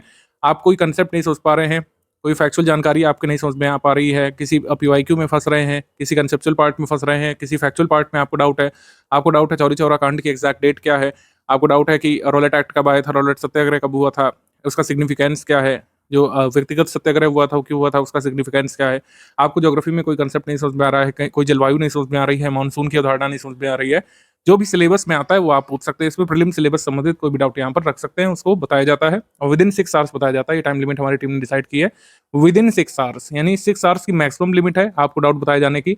6 घंटे तक आप वेट करेंगे, आपको डाउट का रिप्लाई दिया जाएगा, लेकिन इसका मतलब ये नहीं कि सारे डाउट 6 घंटे बाद बताए जाएंगे। ये मैक्सिमम टाइम लिमिट है। किसी भी हाल में 6 घंटे के भीतर तो डाउट सॉल्व किया ही जाएगा, लेकिन अगर आप दिन के समय में वर्किंग आवर्स में पूछेंगे तो जरा भी वेट नहीं करना पड़ता है। 2-2 4-4 मिनट की फ्रीक्वेंसी पर कई बार तुरंत ही आपको अपने डाउट का रिप्लाई मिल जाता है। तो जिन लोगों ने फुल पेड ग्रुप ज्वाइन किया उनको 3 ग्रुप से जोड़ा जाता है। तो डाउट क्लियरेंस वाला ग्रुप हो गया, एक स्टडी मटेरियल वाला ग्रुप हो गया जिसमें daily current affair, monthly current affair, आगे जो प्रीलिम स्पेसिफिक स्टडी मटेरियल आएगा वो मिलता रहता है, स्पेशल पीडीएफ मिलती हैं, स्कीम्स की पीडीएफ और भी कई सारे स्टडी मटेरियल की पीडीएफ उस स्टडी मटेरियल वाला ग्रुप में मिलती है। मान लीजिए आपने सिर्फ जो है करंट अफेयर का स्टडी मटेरियल ज्वाइन किया है तो करंट अफेयर से संबंधित स्टडी मटेरियल मिलेगा, स्टैटिक का उसमें नहीं मिलेगा। तो इसी तरीके से स्टडी मटेरियल ग्रुप एक होता है, स्टडी मटेरियल ग्रुप, और एक होता है doubt clearance group. Doubt clearance group सिर्फ फुल पेड ग्रुप मेंबर्स के पास होता है, ठीक है। और क्विज ग्रुप होता है, क्विज ग्रुप में क्विज कराई जाती है, आप उसमें क्विज अटेम्प्ट करते हैं। क्विज ग्रुप में कोई स्टडी मटेरियल नहीं डालते हम लोग, क्विज ग्रुप में कई बार ऑडियो मैसेज हम लोग डालते हैं अगर हमको कोई कॉमन मैसेज हमारे पेड ग्रुप मेंबर्स को देना होता है। तो हमारा सिस्टम इसी तरीके से वर्क करता है। काफी सारे लोग फैमिलियर भी हैं जो पहले ज्वाइन कर चुके हैं कि आपको ग्रुप में ज्वाइन करते ही सबसे पहले स्ट्रैटेजी वीडियो देखना पड़ता है, जो आप ऑलरेडी देख रहे हैं। स्ट्रैटेजी वीडियो शुरू से आखिर तक देखना पड़ता है। सारे डाउट जो आपके मन में उत्पन्न हो सकते हैं, कैसे पढ़ें सर, कैसे शुरुआत करें, डेली कितना पढ़ें, कैसे स्टडी हमारी आगे जाएगी, 3 स्टेज की स्ट्रैटेजी क्या है, सारी चीजें इसमें बताई जाती हैं। फिर पेड ग्रुप में स्टडी मटेरियल वाला वीडियो देखना पड़ेगा आपको, वो मैं पहले ही रिकॉर्ड कर लेता हूँ पहले ग्रुप के क्रिएशन के साथ ही, और वही आगे बढ़ता रहता है क्योंकि उसमें बेसिक बातें बताई जाती है, किस तरीके से आपको पीडीएफ ओपन करना है, किस तरीके से आप जो है पीडीएफ सेंड कर सकते हैं अपने पर्सनल डिवाइस में, कैसे प्रिंट कर सकते हैं पीडीएफ को, क्विज कैसे अटेम्प्ट की जाती है, पीडीएफ ओपन कैसे की जाती है, शेयर कैसे की जाती है, डाउनलोड कैसे की जाती है, सारी चीजें उसमें बताई जाती हैं। टेलीग्राम फीचर्स, उसमें बेसिकली कुछ टेक्निकल क्लरिकल बातें बताई जाती हैं। पेड ग्रुप में स्टडी मटेरियल कैसे देखे वाली वीडियो में स्ट्रैटेजी वगैरह नहीं बताई जाती, कैसे एग्जाम क्लियर करना है, ये सब ये हम फर्स्ट वीडियो में ही बता देते हैं। तो दोनों वीडियोस देखने के बाद आप अपनी स्टडी रिज्यूम कर सकते हैं। तो डाउट क्लियरेंस ग्रुप लगातार चलता रहता है आपके पेड ग्रुप में जुड़ने के साथ ही, लेकिन हमने एक नई चीज़ शुरू की है। एक बार यूपीपीएससी स्पेसिफिक लाइव डिस्कशन भी हम लोग करते हैं, और जब जब जरूरी समझते हैं इसको करते हैं। मंथ में एक बार तो मैंडेटरी करते ही है, अदरवाइज जब जब नेसेसरी होता है इसको हम लोग शुरू करते हैं। इनिशिएट करने के बाद आपको एक मैसेज जाता है टेलीग्राम में और आप उसको लाइव ज्वाइन कर सकते हैं। आप एडमिन से डायरेक्टली डाउट पूछ सकते हैं उसमें। अगर आप बिजी हैं, नहीं भी ज्वाइन कर पाए, कोई मैंडेटरी नहीं है कि आपको ज्वाइन करना ही है, या फिर हम इसमें कोई स्टडी मटेरियल साझा करते हैं, ऐसा नहीं है। हम सिर्फ इसमें डिस्कशन करते हैं। जब भी सुटेबल टाइम पर आपको नोटिफिकेशन पहले से बता दिया जाता है कि कब शुरू होगा लाइव, उसमें जुड़ करके आप एडमिन से डायरेक्टली बातचीत करके अपने डाउट क्लियरेंस कर सकते हैं। आप स्ट्रैटेजी संबंधित कोई डिस्कशन कर सकते हैं, कोई आपका पर्सनल डाउट है, स्टडी संबंधी डाउट है, कोई पूछ सकते हैं उसमें, या फिर एक एजेंडा हम लोग उसमें प्री डिसाइड कर लेते हैं, उस पर बातचीत कर सकते हैं हम लोग। तो पार्टिसिपेशन मैंडेटरी नहीं है। आप बिजी हैं, आप ऑफिस में हैं, आप हाउसवाइफ हैं, नहीं सुन दे सकते हैं, तो आपको उसकी रिकॉर्डिंग मिल जाएगी सेशन की, आप उसको सुन सकते हैं बाद में। यूपी का मंथली करंट अफेयर भी हम लोग देते हैं। देखिए 2024 वाले में कोई भी सवाल नहीं आया यूपी करंट अफेयर से, ऐसा नहीं है कि आगे भी नहीं आएगा। प्रीवियस ईयर एनालिसिस कहती है कि यूपी करंट अफेयर भी जरूरी होता है, 2-3 प्रश्न इससे पहले आ जाया करते थे। 2024 में नहीं पूछा तो इसका आशय ये नहीं है कि आगे भी नहीं पूछेंगे। 2024 के बाद का जो एग्जाम है, जैसे 2025 में एग्जाम होगा, 26 में, और बल्कि तो मेंस के लिए तो जरूरी है ही। तो मेंस के लिए तो यूपी करंट अफेयर पढ़ना ही है। तो यूपी करंट अफेयर की पीडीएफ भी रेगुलरली हम लोग देते हैं, ठीक है। प्री मेंस दोनों के लिए जरूरी है यूपी स्पेशल की पीडीएफ करंट अफेयर की जो आती है, ये हर मंथ में 12 या 13 तारीख को आपके ग्रुप में मिल जाती है। उसको लगातार पढ़ते हुए चलना है आपको। प्री में नहीं काम आएगा तो मेंस में आएगा, कहीं ना कहीं वो करंट अफेयर काम आता ही है। सी सैट के लिए भी कुछ कुछ इनिशिएटिव हमारे चलते रहते हैं, जैसे 50 क्वेश्चन की प्रैक्टिस हम लोग इसमें कराते रहते हैं। उसका डाउट क्लियरेंस आप करा सकते हैं डाउट क्लियरेंस वाले ग्रुप में। हम आयोग और उनके ऑफिशियल सिलेबस के फॉलोअर हैं, ये ज्ञान सर को आपने कहते हुए सुना होगा, उसी को सर ने यहाँ पे लिख भी दिया हुआ। जो ऑफिशियल सोर्सेज माने जाते हैं उसी को हम फॉलो करते हुए अपना स्टडी मटेरियल डेवलप करते हैं, अपने प्रैक्टिस रिसोर्सेज को डिजाइन करते हैं। एनसीईआरटी, पीआईबी, मिनिस्ट्री की रिपोर्ट्स वगैरह हो गई, miscellaneous data, budget, economic survey, सभी जो ऑफिशियल टेक्स्ट होते हैं जिसको सरकार रिकग्नाइज करती है और आयोग भी रिकग्नाइज करने के लिए बाध्य है, उन्हीं सब चीज़ों से हम लोग पढ़ाते हैं, ठीक है। हम लोग पुराने घिसे पिटे सोर्सेस पीवाईक्यू वगैरह का नहीं यूज करते हैं, जिनको बार बार अपडेट करने की जरूरत होती है, लेकिन लोग करते नहीं, हम करते हैं एक्चुअली। क्योंकि इस बार भी आप देखेंगे कई सारे लोग क्लेम कर रहे हैं कि 12-14 तक क्वेश्चन गलत हैं, वो एक्चुअली गलत है। उन लोग को ऑफिशियल सोर्सेस नहीं पता है। जो क्वेश्चन गलत है वो भी मैंने डिस्कस किए थे वीडियो की शुरुआत में। एक और 2 क्वेश्चन आप बढ़ा लीजिए, 3-4 क्वेश्चन से ज्यादा डाउट नहीं है, मतलब 3-4 क्वेश्चन से ज्यादा इस बार भी डाउटफुल नहीं है। 2023 में भी नहीं थे, 2022 में भी नहीं थे, 3-4 से ज्यादा डाउटफुल होते ही नहीं कभी। तो हम जो क्या काम करते हैं, ऑफिशियल सिलेबस को फॉलो करते हुए और आयोग जिन सोर्सेज को मानता रहा है उनको फॉलो करते हुए हमारा कंटेंट बनाते हैं, इसलिए हमारा कंटेंट फुल प्रूफ होता है। कई बार लोगों को कंफ्यूजन भी होती है, उसको हम लोग क्लियर कर देते हैं। ऐसा नहीं है कि 101% जो है फुल प्रूफ कोई भी मटेरियल हो सकता है, कोई भी प्रिंटेड सामग्री है उसमें एरर की गुंजाइश होती है, टाइपिंग एरर, ठीक है, ग्रामेटिकल एरर की गुंजाइश होती है, सिंटैक्सियल एरर की गुंजाइश होती है, उसको हम लोग प्री से पहले सही कर लेते हैं। तो बार बार इसमें डाउट करने की जरूरत नहीं है। अगर आप ट्रस्ट करके ग्रुप में आए तो आपको ट्रस्ट करना चाहिए। स्टडी फॉर सिविल सर्विस पिछले 8-9 वर्षों से ऑनलाइन प्लेटफॉर्म पर सर्वाधिक सिलेक्शन देने वाला इंस्टीट्यूट रहा है और ये काम जो है एक मेहनत से और सिस्टमैटिक तरीके से आगे बढ़ते हुए ईमानदारी से कंसिस्टेंसी के साथ हमारी टीम ने अचीव किया है और आप इस पर ट्रस्ट कर सकते हैं। तो सारी चीज़ें फुल प्रूफ करके दी जाती हैं। अगर कोई थोड़ा बहुत एरर रह भी गया तो उसको हम लोग एग्जाम से काफ़ी दिन पहले आपको सही करा देते हैं। हम आपसे एक रिक्वेस्ट जरूर करेंगे कि हमारा ऑनलाइन प्लेटफॉर्म है, थर्ड पार्टी ऐप पर चलता है टेलीग्राम पर, तो टेलीग्राम के बेसिक फीचर्स क्या है उसको समझ लीजिए। कई बार आपकी फाइल डाउनलोड नहीं होती है या उसमें डाउनलोडिंग शुरू नहीं होती है या फिर डाउनलोड होने के बाद खुलती नहीं है। तो इसका सिंपल सोल्यूशन है, कैश मेमोरी वाले सेक्शन पे जाइए आप, डेटा एंड स्टोरेज सेटिंग में। तो कैश मेमोरी आप क्लियर कर लेंगे तो फिर से पीडीएफ डाउनलोड होने लगेगी, ओपन होने लगेगी। टेलीग्राम को अनइंस्टॉल करके फिर से लॉगिन कर लीजिए अगर टेलीग्राम आपका अच्छे से नहीं चल रहा है आपके डिवाइस में। टेलीग्राम जो है डेस्कटॉप पर भी चल जाता है, विंडोज में भी चल जाता है, मतलब मैक में भी चल जाता है और आईओएस में भी कई कई चल जाता है आसानी से। आईओएस में अगर टेलीग्राम ऑपरेट अगर आप करेंगे तो मैं रिकमेंड करूंगा कि उसका वेब वर्जन यूज करिए। ठीक है, टेलीग्राम का नेटिव ऐप यूज करने की जगह उसका वेब वर्जन यूज करेंगे तो ज़्यादा फायदे में रहेंगे, उसमें ज़्यादा फीचर्स हैं और क्रैश भी कम होता है। तो आईफोन या आईपैड या फिर और भी कोई डिवाइस अगर आप एप्पल द्वारा बनाए गए यूज़ करते हैं तो टेलीग्राम के वेब वर्जन का इस्तेमाल करिएगा, मेरा रिकमेंडेशन रहेगा इसमें। ग्रुप में ज्वाइन करते ही आपको जो सबसे पहला मैसेज देखना चाहिए वो पिन्ड कमेंट में देखना चाहिए। पिन्ड कमेंट में जो है सारी चीज़ें दी रहती हैं। सबसे पहले स्ट्रैटेजी वीडियो का लिंक, फिर पेड ग्रुप में स्टडी मटेरियल कैसे देखें का लिंक दिया रहता है, फिर स्टेप बाय स्टेप पैसेज का लिंक दिया रहता है। कई सारे जरूरी लिंक उसमें गिवन रहते हैं। उसको रिपोर्ट स्पैम नहीं करना है आपको, और वहाँ पर जो क्रॉस लिख करके आता है उसको क्रॉस पर क्लिक मत करिएगा, वरना पिन्ड मैसेज आपका रिमूव हो जाएगा वहाँ से, फिर आपको दिक्कत होती है। ये जो पॉइंट नंबर 11 है इसको अच्छे से समझ लीजिए। R&D यानी रिसर्च एंड डेवलपमेंट आपको नहीं करना है, आपको यहाँ पर पढ़ना है, स्ट्रैटेजी फॉलो करना है, हमारे स्टडी मटेरियल को फॉलो करना है। कितनी बार लगातार हम लोग प्रूफ दे चुके हैं, पिछली बार मैंने बताया था, जिन लोगों ने माना उनका सिलेक्शन भी हुआ है। ये सिर्फ जितना दिया जा रहा है उतना पढ़ाई कर रहे हैं आपको और आपका कट ऑफ निकल जाएगा। फालतू में R&D करेंगे आप, अपना टाइम वेस्ट करेंगे और जो बहुमूल्य समय आप व्यतीत कर सकते थे स्टडी मटेरियल को पढ़ने में, वो समय धीरे धीरे चला जाता जाएगा। तो जो भी क्वेश्चन हम कराएंगे, जो भी टेस्ट सीरीज में सवाल हम पूछेंगे, हमारे स्टडी मटेरियल में जो भी डायग्राम वगैरह आगे बना होगा, वो बिल्कुल अच्छे से स्टडी करके ही बनाया गया है। ये बात मन में बैठा लीजिए। मैंने कहा सिंटेक्शियल एरर हो सकती है, ग्रामेटिकल एरर हो सकती है, ठीक है, फैक्चुअल एरर होने की गुंजाइश बहुत ही कम होती है, स्पेलिंग एरर हो सकती है, उसको हम लोग सही करा देते हैं। R&D आपको नहीं करना है और गूगल भी आपको नहीं करना है। हर चीज़ गूगल से चेक करने वाले लोग जो होते हैं, जो फर्स्ट टाइमर्स होते हैं, उनके साथ बड़ी समस्या रहती है। वो हर चीज़ गूगल करना चाहते हैं, जबकि गूगल पर सही रिजल्ट नहीं आता है। गूगल एसईओ पर काम करता है, सर्च इंजन ऑप्टिमाइजेशन पर। कोई भी पुरानी साइट जिसका एसईओ ऑप्टिमाइज्ड है, वो रिजल्ट पहले शो होता है, तो इसका मतलब ये नहीं है कि वो सही डेटा है। भारत में आयरन ओर के रिजर्व में टॉप पर कौन है, इस समय सर्च करिए, आपको हर जगह अलग अलग डेटा मिलेगा। भारत में जो है कह सकते हैं सिल्वर का टॉप प्रोड्यूसर स्टेट कौन सा है, इसमें आपको अलग अलग डेटा मिलेगा, ऐसे कोल में मिलेगा। तो ये सारी चीज़ें हम आपको मिसलेनियस में देते हैं और वही एग्जाम में सही माना जाता है हमेशा ही। ठीक है, हिस्ट्री के आप फैक्ट ले लीजिए, कई बार आप खोजते रह जाते हैं, वो आपको नहीं मिलता है, लेकिन हमारे स्टडी मटेरियल में वो दिया रहता है वो चीज़। तो कहने का मतलब ये क्या है कि हमने अपने स्टडी मटेरियल को इतना फुल प्रूफ किया है, इतने सारे लोगों की कंटेंट टीम उस पर लगी हुई है, वो हजारों बार उस चीज़ को गूगल करके सही रिजल्ट ढूंढ के लिख चुके हैं। लेकिन अगर आप पहली बार करेंगे तो जाहिर सी बात है आप कंफ्यूज होंगे, और हमारी एडमिन टीम को भी कई बार कंफ्यूज करने की कोशिश करेंगे कि सर गूगल तो ये दे रहा है। कई सारे लोगों का ये डाउट होता है कि सर गूगल पर तो ये आ रहा है। तो ऐसा नहीं है कि वो हर बार सही है, गूगल पर सही रिजल्ट कई बार आ जाता है शुरू में, लेकिन हर बार ऐसा हो ये पॉसिबल नहीं है। तो गूगल या तो सर्च करना आप ठीक से सीखें, या तो हमारे डेटा को मानते हुए आगे बढ़िए, यही एक रास्ता है। जो लोग फर्स्ट टाइमर्स हैं उनके साथ ये भी समस्या रहती है कि वो सारे सवाल सॉल्व करना चाहते हैं, जबकि एग्जाम की डिमांड ये नहीं है। इस बार कट ऑफ कितना गया, जैसे मैंने बताया 76 से 79 क्वेश्चन के बीच सभी का हो गया, लेकिन टोटल क्वेश्चन कितने आते हैं 150। चलिए मान लेते हैं कि 2-4 इसमें डिस्प्यूटेड भी है, लेकिन 146 से 147 क्वेश्चन में आपको जो है 51-52% ही सही क्वेश्चन निकालने, नेगेटिव मार्किंग का इफेक्ट हटा करके, 1/3 की नेगेटिव मार्किंग है, तो इसको निगेट करके आपको 76 से 79 के बीच पहुंचना है। तो इसका मतलब है काफी सारे क्वेश्चन आपको एग्जाम में छोड़ने भी पड़ेंगे। सारे क्वेश्चन के सही आंसर निकालना आयोग आपसे उम्मीद नहीं करता है, मतलब आयोग का कह सकते हैं डिमांड ही नहीं है कि ऐसा कोई कैंडिडेट हो जो प्री में हम उसी को सिलेक्ट करेंगे जो 150 में 149 सवाल सही करेगा। ऐसा तो क्राइटेरिया नहीं है, आपको सिर्फ कट ऑफ निकालना है। ठीक है, तो मेंस के लिए जो है आपको लगता है प्रीलिम्स क्लियर करने के बाद आंसर राइटिंग वगैरह शुरू करना है, तो इतना ऑब्सेस्ड मत हो जाइएगा किसी फैक्ट से, किसी भी विषय से। कई सारे लोग मैंने देखा है, बहुत अच्छे स्टूडेंट होते हैं, लेकिन कई बार वो ऑब्सेस हो जाते हैं किसी विषय से कि इस विषय के सारे सवाल हम आयोग के पेपर में सही करके आएंगे, जबकि ऐसा हो ही नहीं सकता है। मैं आपको बता रहा हूँ, आप कितने भी बड़े स्कॉलर हो अपने सब्जेक्ट के, हिस्ट्री के हो, ज्योग्राफी के हो, पॉलिटी के हो, पॉलिटिकल साइंस के हो, साइंस के हो, इवन आप सारे सवाल नहीं निकाल पाएंगे। एक तो कारण ये होता है कि सारे सवाल तो सही होते भी नहीं, कुछ क्वेश्चन तो गलत भी होते हैं। तो सारे सवाल ना करने हैं, ना सारे सवाल सही होते हैं, ना ही सारे सवाल सही करना एग्जाम की डिमांड है। तो सारे सवाल नहीं सही करना है, लेकिन आपको उस नंबर तक पहुंचना है, वो कट ऑफ नंबर कहते हैं उसको, जिससे आपको मेंस का टिकट मिलेगा। बस यही आपकी स्ट्रैटेजी होनी चाहिए प्रीलिम्स की तैयारी के समय। तो पेड ग्रुप को सिर्फ ज्वाइन करना काफी नहीं है, सारे अपडेट्स फॉलो करने पड़ेंगे। सारे अपडेट्स का मतलब है जो आगे स्टडी मटेरियल दिया जाएगा उसको फॉलो करना है, जो अभी प्रेजेंट में दिया जा चुका है। प्रेजेंट में शुरुआत बेसिक से करनी है, अभी आगे 3 स्टेज स्ट्रैटेजी आप सुनिए, उसमें पता लगेगा बेसिक से कैसे शुरुआत करनी है, कौन सी बुक से। यूपीपीएससी 2025 से पहले कम से कम 6-7 हज़ार क्वेश्चन की प्रैक्टिस यहाँ पे करनी पड़ेगी। कम से कम यहाँ पे लिखा है, ये नंबर जो है 8 से 9 हज़ार भी पहुँच सकता है। आप ट्रोल करने को कर सकते हैं, लेकिन 8-9 हज़ार क्वेश्चन अब लगाना एग्जाम की डिमांड है और ये लगाने पड़ेंगे।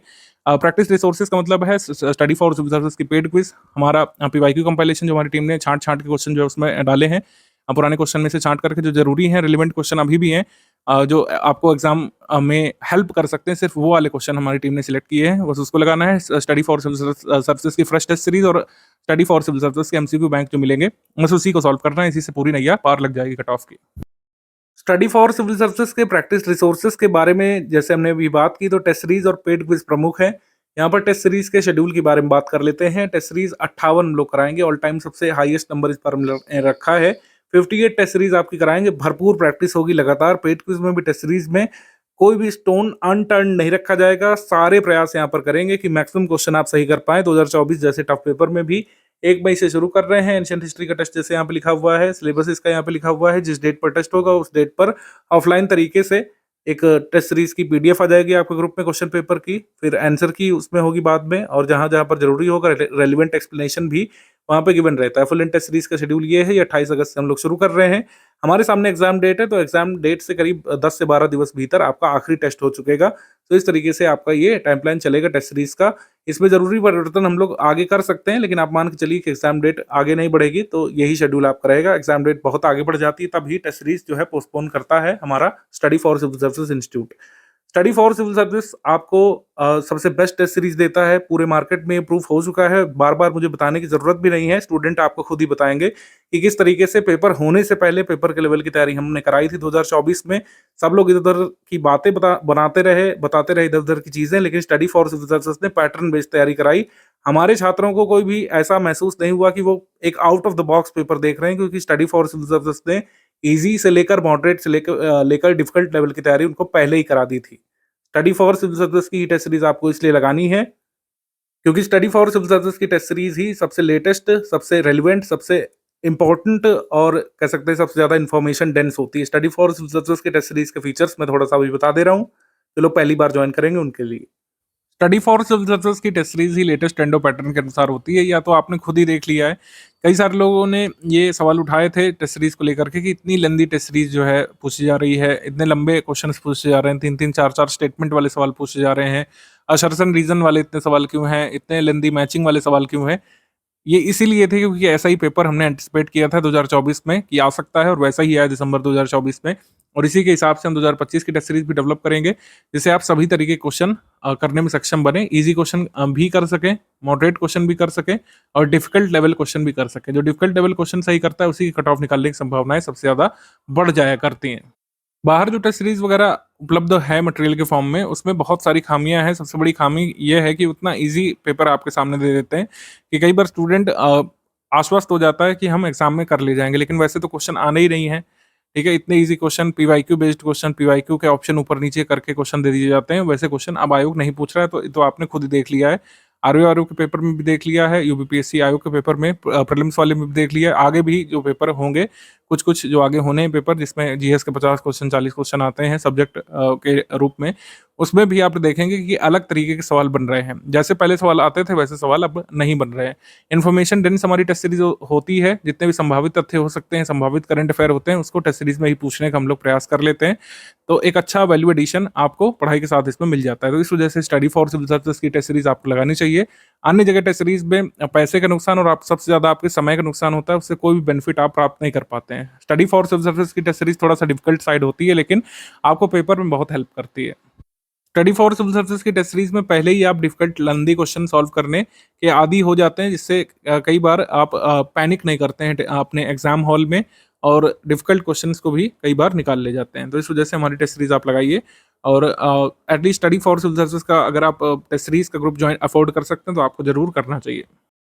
कई बार हमारे इंस्टीट्यूट के बहुत जेन्युइन एफर्ट्स को भी क्वेश्चन किया गया है, और उनमें से एक है कि क्या 9-10 हज़ार सवाल लगाना जरूरी है 150 क्वेश्चंस वाले स्टेट पीसीएस के पेपर को करने के लिए यूपीपीएससी में। तो मैं आपको बता दूं, जिस हिसाब से पेपर आ रहे हैं, चाहे आप पेपर ले लीजिए 2024 वाला या फिर इससे पहले जो कैंसल्ड पेपर है आरओ वाला, इन दोनों को आप लोग देख लीजिए बिना 9-10 हज़ार सवाल लगाए, क्योंकि सिलेबस बड़ा है इस वजह से 9-10 हज़ार, कोई हमको नंबर नहीं अचीव करना है यहाँ पर, क्वांटिटी से मतलब ही नहीं है। जिस हिसाब से पेपर आ रहा है उसकी डिमांड को पूरा करने के लिए, हमको कट ऑफ निकालने की डिमांड को पूरा करने के लिए 9 से 10 हज़ार क्वेश्चन लगाने ही पड़ेंगे, क्योंकि बड़ा सिलेबस है। छोटा सिलेबस होता तो 2-3 हज़ार क्वेश्चन से भी काम हो जाता।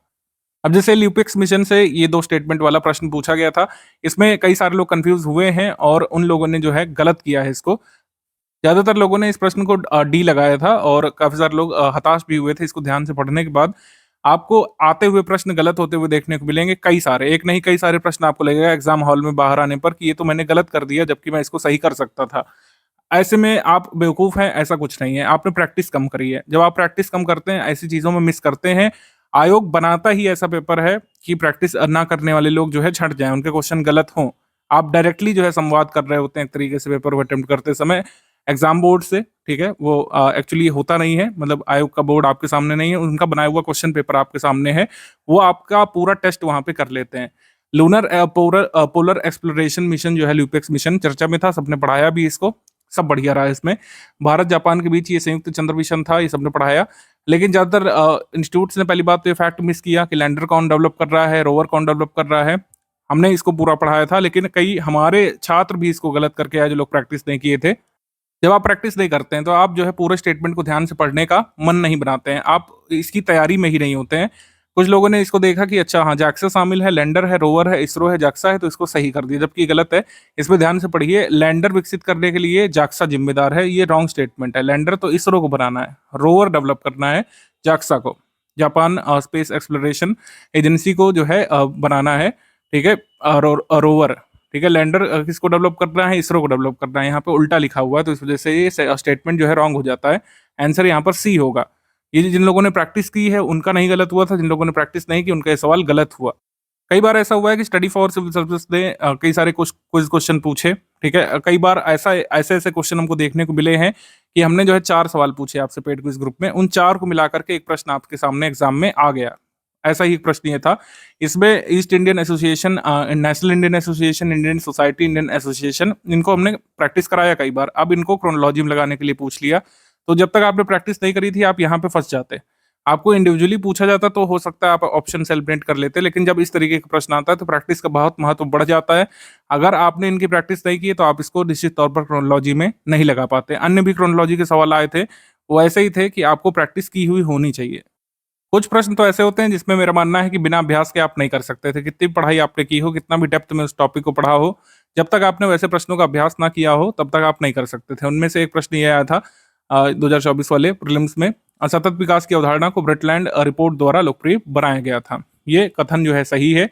सेकंड यहाँ पे कहा गया है कि ब्रिटलैंड रिपोर्ट को विकास की सीमाओं या फिर लिमिट टू ग्रोथ के रूप में जाना जाता है। अब यहाँ पर 2 चीजें हैं, या तो आपको पता हो कि ब्रिटलैंड रिपोर्ट द्वारा सतत विकास को जब बताया गया था तो किस रिपोर्ट में बताया गया था? वो रिपोर्ट का नाम आर कॉमन फ्यूचर था, आर कॉमन फ्यूचर था। या तो ये फैक्ट आपको पता होता, तब आप इसको एलिब्रेट कर लेते, या तो आपको ये पता होता कि लिमिट टू ग्रोथ रिपोर्ट जो है, ये जो है ब्रिटलैंड रिपोर्ट नहीं थी, ये एक्चुअली अलग रिपोर्ट थी, 1972 में आई थी और ये क्लब ऑफ रोम की रिपोर्ट थी, क्लब ऑफ रोम, ठीक? तो इस तरीके से आप कर सकते थे इसको, अगर दोनों में से कोई एक तथ्य आपको पता होता। और इन सभी तथ्यों की प्रैक्टिस हमारी पेड क्विज में कराई गई थी, हमारी टेस्ट सीरीज में कई बार इनसे क्वेश्चन पूछा गया। ऐसे ही माल्थूसियन थ्योरी वाला, जिसने अच्छे से समझा होगा, माल्थूसियन थ्योरी पर हमने बकायदा एक वीडियो दिया था पेड क्विज ग्रुप में, जिससे क्वेश्चन आया। ग्लोबल साउथ, ग्लोबल नॉर्थ का कंसेप्ट बताते हुए मैंने एक वीडियो दिया था क्विज ग्रुप में, जिसमें डायरेक्टली क्वेश्चन आया। मैंने पूरा उसमें मैप से समझाया था कि ग्लोबल नॉर्थ कौन सा है, ग्लोबल साउथ कौन सा है, ऑस्ट्रेलिया और इंग्लैंड को ग्लोबल नॉर्थ मानेंगे या फिर ग्लोबल साउथ मानेंगे, सब उसमें बताया आपको। कुछ सवालों में एलिमिनेशन मेथड वर्क कर जाता है, लेकिन एलिमिनेशन करने के लिए भी आपको प्रैक्टिस होनी चाहिए। इब नदी घाटी जो है ये कहाँ पड़ेगी? इब नदी महानदी की सहायक नदी है, तो जाहिर सी बात है ओडिशा में पड़ेगी। अगर इतना भी यहाँ पर कंसेप्ट आपका क्लियर हो गया होता तो आप इसमें एलिमिनेट कर ले जाते, ठीक? हमारा आंसर क्या हो जाएगा इसमें? हमारा आंसर इसमें हो जाएगा सी। बाकी सारे एलिमिनेट हो गए होते अगर आपको पता होता कि इब नदी घाटी जो है ये आपको ओडिशा में देखने को मिलेगी। हमारे स्टडी मटेरियल में भी ऐसा नहीं कि सारे तथ्य नहीं मिलेंगे, लेकिन वही मैंने कहा कि जब तक प्रैक्टिस नहीं होती है, चाहे आपने कितनी बार उसको सही पढ़ा हो, गलत करने की संभावना हमेशा बनी रहती है, क्योंकि आयोग आप देख रहे हैं किस तरीके से इन क्वेश्चन को ऊपर नीचे कर इन ऑप्शंस को ऊपर नीचे कर रहा है। पहले क्या होता था कि पहले ये होता था कि ए और आर दोनों सही है, आर ए की सही व्याख्या कर रहा है वो ए में दिया रहता था, लेकिन इसको कहीं पर बी में दे दे रहे हैं, कहीं पर डी में दे दे रहे हैं, कहीं पर सी में दे दे रहे हैं, तो इससे आप कंफ्यूज होते ही हैं। तो आयोग आपसे एक कदम आगे रहना चाहता है, लेकिन आपको प्रिपरेशन के दौरान स्टडी फॉर सिविल सर्विस के साथ जुड़ करके आयोग से एक कदम आगे रहना है, तभी जो है आप जो है एक्सेल कर सकते हैं और सुनिश्चित कर सकते हैं अपना कट ऑफ निकालना। अब करंट अफेयर वगैरह की बात हो गई, अब बात कर ले रहे हैं स्टैटिक में कैसे शुरुआत करें, क्योंकि अभी हमारा जो सिलेक्शन मटेरियल है वो तो आपको दिया नहीं गया है, वो तो थर्ड स्टेज में दिया जाएगा। तब तक आप क्या करें इसके बारे में बात कर लेते हैं। सबसे पहले हिस्ट्री में कुछ बेसिक बुक्स हैं और ये हमेशा ही रेलिवेंट रहेंगी, भले ही इनसे बहुत ही कम क्वेश्चन आने लग रहे हैं, लेकिन ये रेलिवेंट रहेगी आपकी शुरुआत के लिए। कई सारे लोग जो बेसिक से शुरू करते हैं वो इधर उधर की चीजें पढ़ करके मिसगाइड हो जाते हैं, उनके फैक्ट क्लियर ही नहीं हो पाते अंत तक। तो वो बेसिक बुक जरूर पढ़िए, आपकी क्रोनोलॉजी एक बार स्पष्ट होगी, उसके बाद जितने भी फैक्ट जो जरूरी होंगे एग्जाम के लिए वो हम आपके स्टडी मटेरियल में तो शामिल करेंगे ही। आगे क्या पढ़ना है हिस्ट्री के लिए? हिस्ट्री के लिए जो है बेसिक बुक की रीडिंग करनी है। बेसिक बुक आपको जो पढ़नी है वो दी गई है हिंदी और इंग्लिश में अलग अलग आपके पेड ग्रुप में ही। बेसिकली आर एस शर्मा वाली किताब है, सतीश चंद्रा वाली किताब है, स्पेक्ट्रम वाली बुक है। स्पेक्ट्रम की जगह हम लोग बिपिन चंद्रा देते हैं क्योंकि स्पेक्ट्रम थोड़ी ज्यादा बड़ी है, और उसमें जो तथ्य हैं वो हम ऑलरेडी शामिल कर लेते हैं सिलेक्शन मटेरियल में। तो जो एनसीईआरटी की बेसिक किताब है बस वही उसी की एक रीडिंग रिकमेंडेड है। इसमें बुक को समझने में जिन लोगों को प्रॉब्लम होती है वो स्टडी फॉर सिविल सर्विसेज का यूट्यूब में पापा वीडियो देख सकते हैं। एंशिएंट का, मेडिवल का, मॉडर्न का अलग अलग बना हुआ है, उसकी पीपीटी देखने की जरूरत नहीं है, सिर्फ उसमें जो ऑडियो बताया जा रहा है उसको सुनिए और बेसिक बुक से कंप्लीट कर लीजिए एक बार। ये आगे तक आपको राहत देगा, और जो आप मेंस का स्टडी मटेरियल वगैरह पढ़ने जाएंगे तो आपको ऐसा नहीं लगेगा कि एकदम सब नया नया है। बेसिक बुक से डायरेक्टली सवाल नहीं आ रहे हैं आजकल प्रीलिम्स में, लेकिन ऐसा नहीं है कि इसका रिलेवेंस बिल्कुल खत्म हो गया है। आपको शुरुआत बेसिक बुक से ही करना चाहिए। बेसिक बुक जो जो पढ़नी है वो ग्रुप में दे दी गई है और सिर्फ उसी पर रिलाई करना है। पॉलिटी के लिए सिर्फ एक बुक है लक्ष्मीकांत वाली, उससे आप पढ़िए, और उसको पढ़ने के लिए आप जो है स्टडी फॉर सर्विसेज की प्लेलिस्ट की सहायता ले सकते हैं। सारे चैप्टर्स नहीं पढ़ना है, जितने भी चैप्टर्स आपके फर्स्ट स्टेज में हो पाए 35 से 55 दिवस के बीच वो आप कंप्लीट कर लीजिए। बाकी जो स्टडी मटेरियल मिलेगा लिस्टिंग और कंपाइलेशन पीडीएफ उससे आपका कंप्लीट हो जाएगा। ज्योग्राफी के लिए एनसीईआरटी का महत्व अभी भी है, कई सारे क्वेश्चन अभी भी आते हैं, ठीक है, और डायरेक्टली नहीं भी आते हैं तब भी आपको बेसिक कंसेप्ट एनसीईआरटी से ही मजबूत करने होते हैं ज्योग्राफी के, जिससे आगे जो फैक्ट होंगे वर्ल्ड ज्योग्राफी वगैरह के या फिर फिजिकल ज्योग्राफी के, ह्यूमन ज्योग्राफी के, तभी क्लियर हो पाएंगे जब आपने बेसिक पढ़ा हो। तो एनसीईआरटी क्लास 6 से लेकर 12th की बुक्स हैं।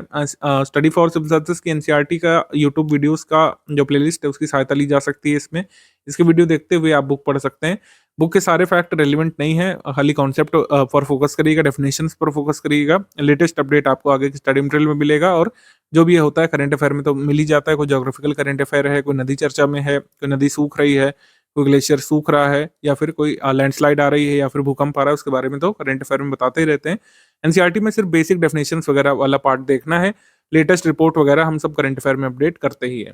ठीक, तो जो बेसिक बुक पढ़नी है वो आपको ग्रुप में दे दी गई है। ये BPSCL ऐसे करके कोड दिया हुआ है। बेसिक बुक का मतलब हो गया बी, ठीक है, पापा वीडियो मतलब पी, ठीक है।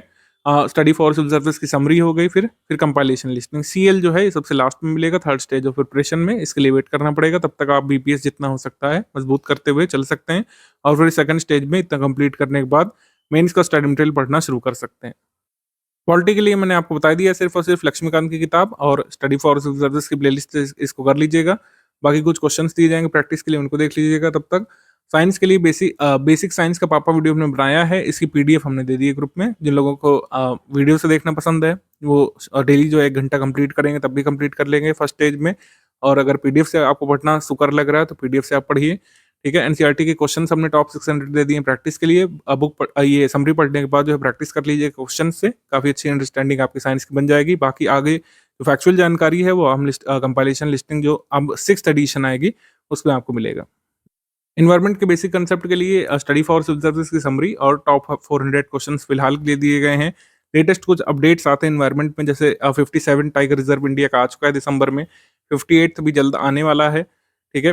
तो ये दोनों चीज़ें जो है आगे अपडेट होकर के मिलेंगी करंट अफेयर में, लेकिन बेसिक अवधारणाएं जो इन्वायरमेंट की है, निश, हैबिटेट वगैरह, इन्वायरमेंट, इकोसिस्टम, पोल्यूशन वगैरह, स्पीशी और बाकी सारी चीज़ें ये आपको समरी में कवर हो जाएंगी। इससे आप पढ़ करके रखिए। इसके जो अपडेट्स हैं और जो स्टैटिक वाली जानकारी है, जो लिस्टिंग वाली जानकारी है, वो आगे मिल जाएगी। अर्थव्यवस्था में कक्षा 9 से लेकर 12 तक वैसे जरूरी है, सिर्फ माइक्रो वाली नहीं पढ़नी है। इसकी समरी हमने दे दी है, तो डायरेक्टली किताब अगर पढ़ सकते हैं तो अच्छी बात है, अदरवाइज ये 9th से लेकर 12th की हमने जो इकोनॉमी की समरी दे दी है उसी से आप पढ़ते रहिए, ठीक है।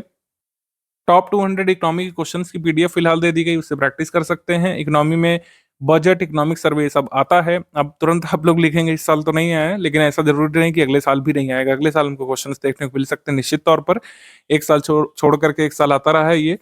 तो जो है budget, economic survey, UP budget, union budget, ये सब मिलेगा 2025 वाला। 2025-26 फाइनेंशियल ईयर के हिसाब से वो सारे नोट्स ग्रुप में साझा किए जाएंगे। तब तक आपको जो ये इकोनॉमी की समरी दी है इसको ध्यान से पढ़ते रहिए। इसमें कोई आपका डाउट है आप डिस्कशन ग्रुप में डाल सकते हैं। करंट अफेयर के लिए आपको कहीं से कुछ भी नहीं पढ़ना है, ये सारे प्रूफ वगैरह हमने दिए, ये सफिशिएंट है इस बात को साबित करने के लिए कि करंट अफेयर जो है सिर्फ और सिर्फ स्टडी फॉर सिविल सर्विसेज का ही आपको पढ़ना होगा और उसी से लाभ मिलेगा एग्जाम में। मिसलेनियस से क्वेश्चन इस साल नहीं आए, लेकिन आगे आ सकते हैं। मिसलेनियस की अपडेट जो अभी तक है वो हमने ग्रुप में दे दिया है, उससे डेटा थोड़ा थोड़ा पढ़ना शुरू कर सकते हैं। कुछ रिपोर्ट्स निश्चित तौर पर बदलेंगी, जैसे फॉरेस्ट वाली हो गई। फॉरेस्ट वाला अभी चाहे तो छोड़ सकते हैं, ठीक है।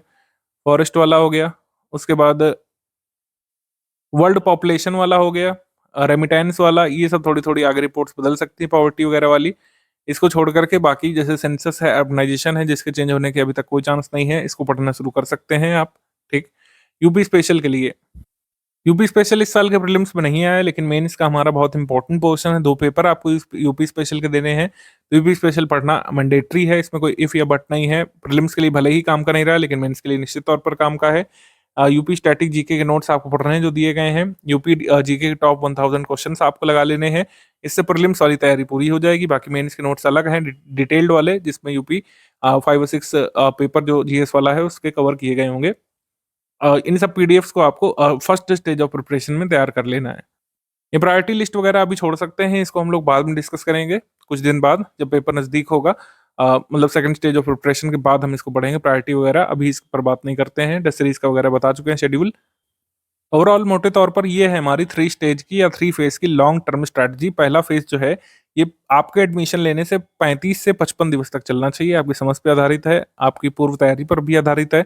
कुछ लोग इस फर्स्ट स्टेज को 35 दिवस में ही पार कर ले जाएंगे, कुछ को 45, कुछ को 55 दिवस या 60 दिवस भी लग सकते हैं। तो इसमें कोई बड़ी बात नहीं है, अगर आप 60 दिवस भी ले रहे हैं तब भी कोई ऐसी दिक्कत वाली बात नहीं है, आप स्लो लर्नर है। बाद में सेकंड स्टेज पर आएंगे, इंटरमीडिएट स्टेज होगा ये। इसमें आपको क्या करना है, प्री और मेंस की इंटीग्रेटेड प्रिपरेशन करनी होगी।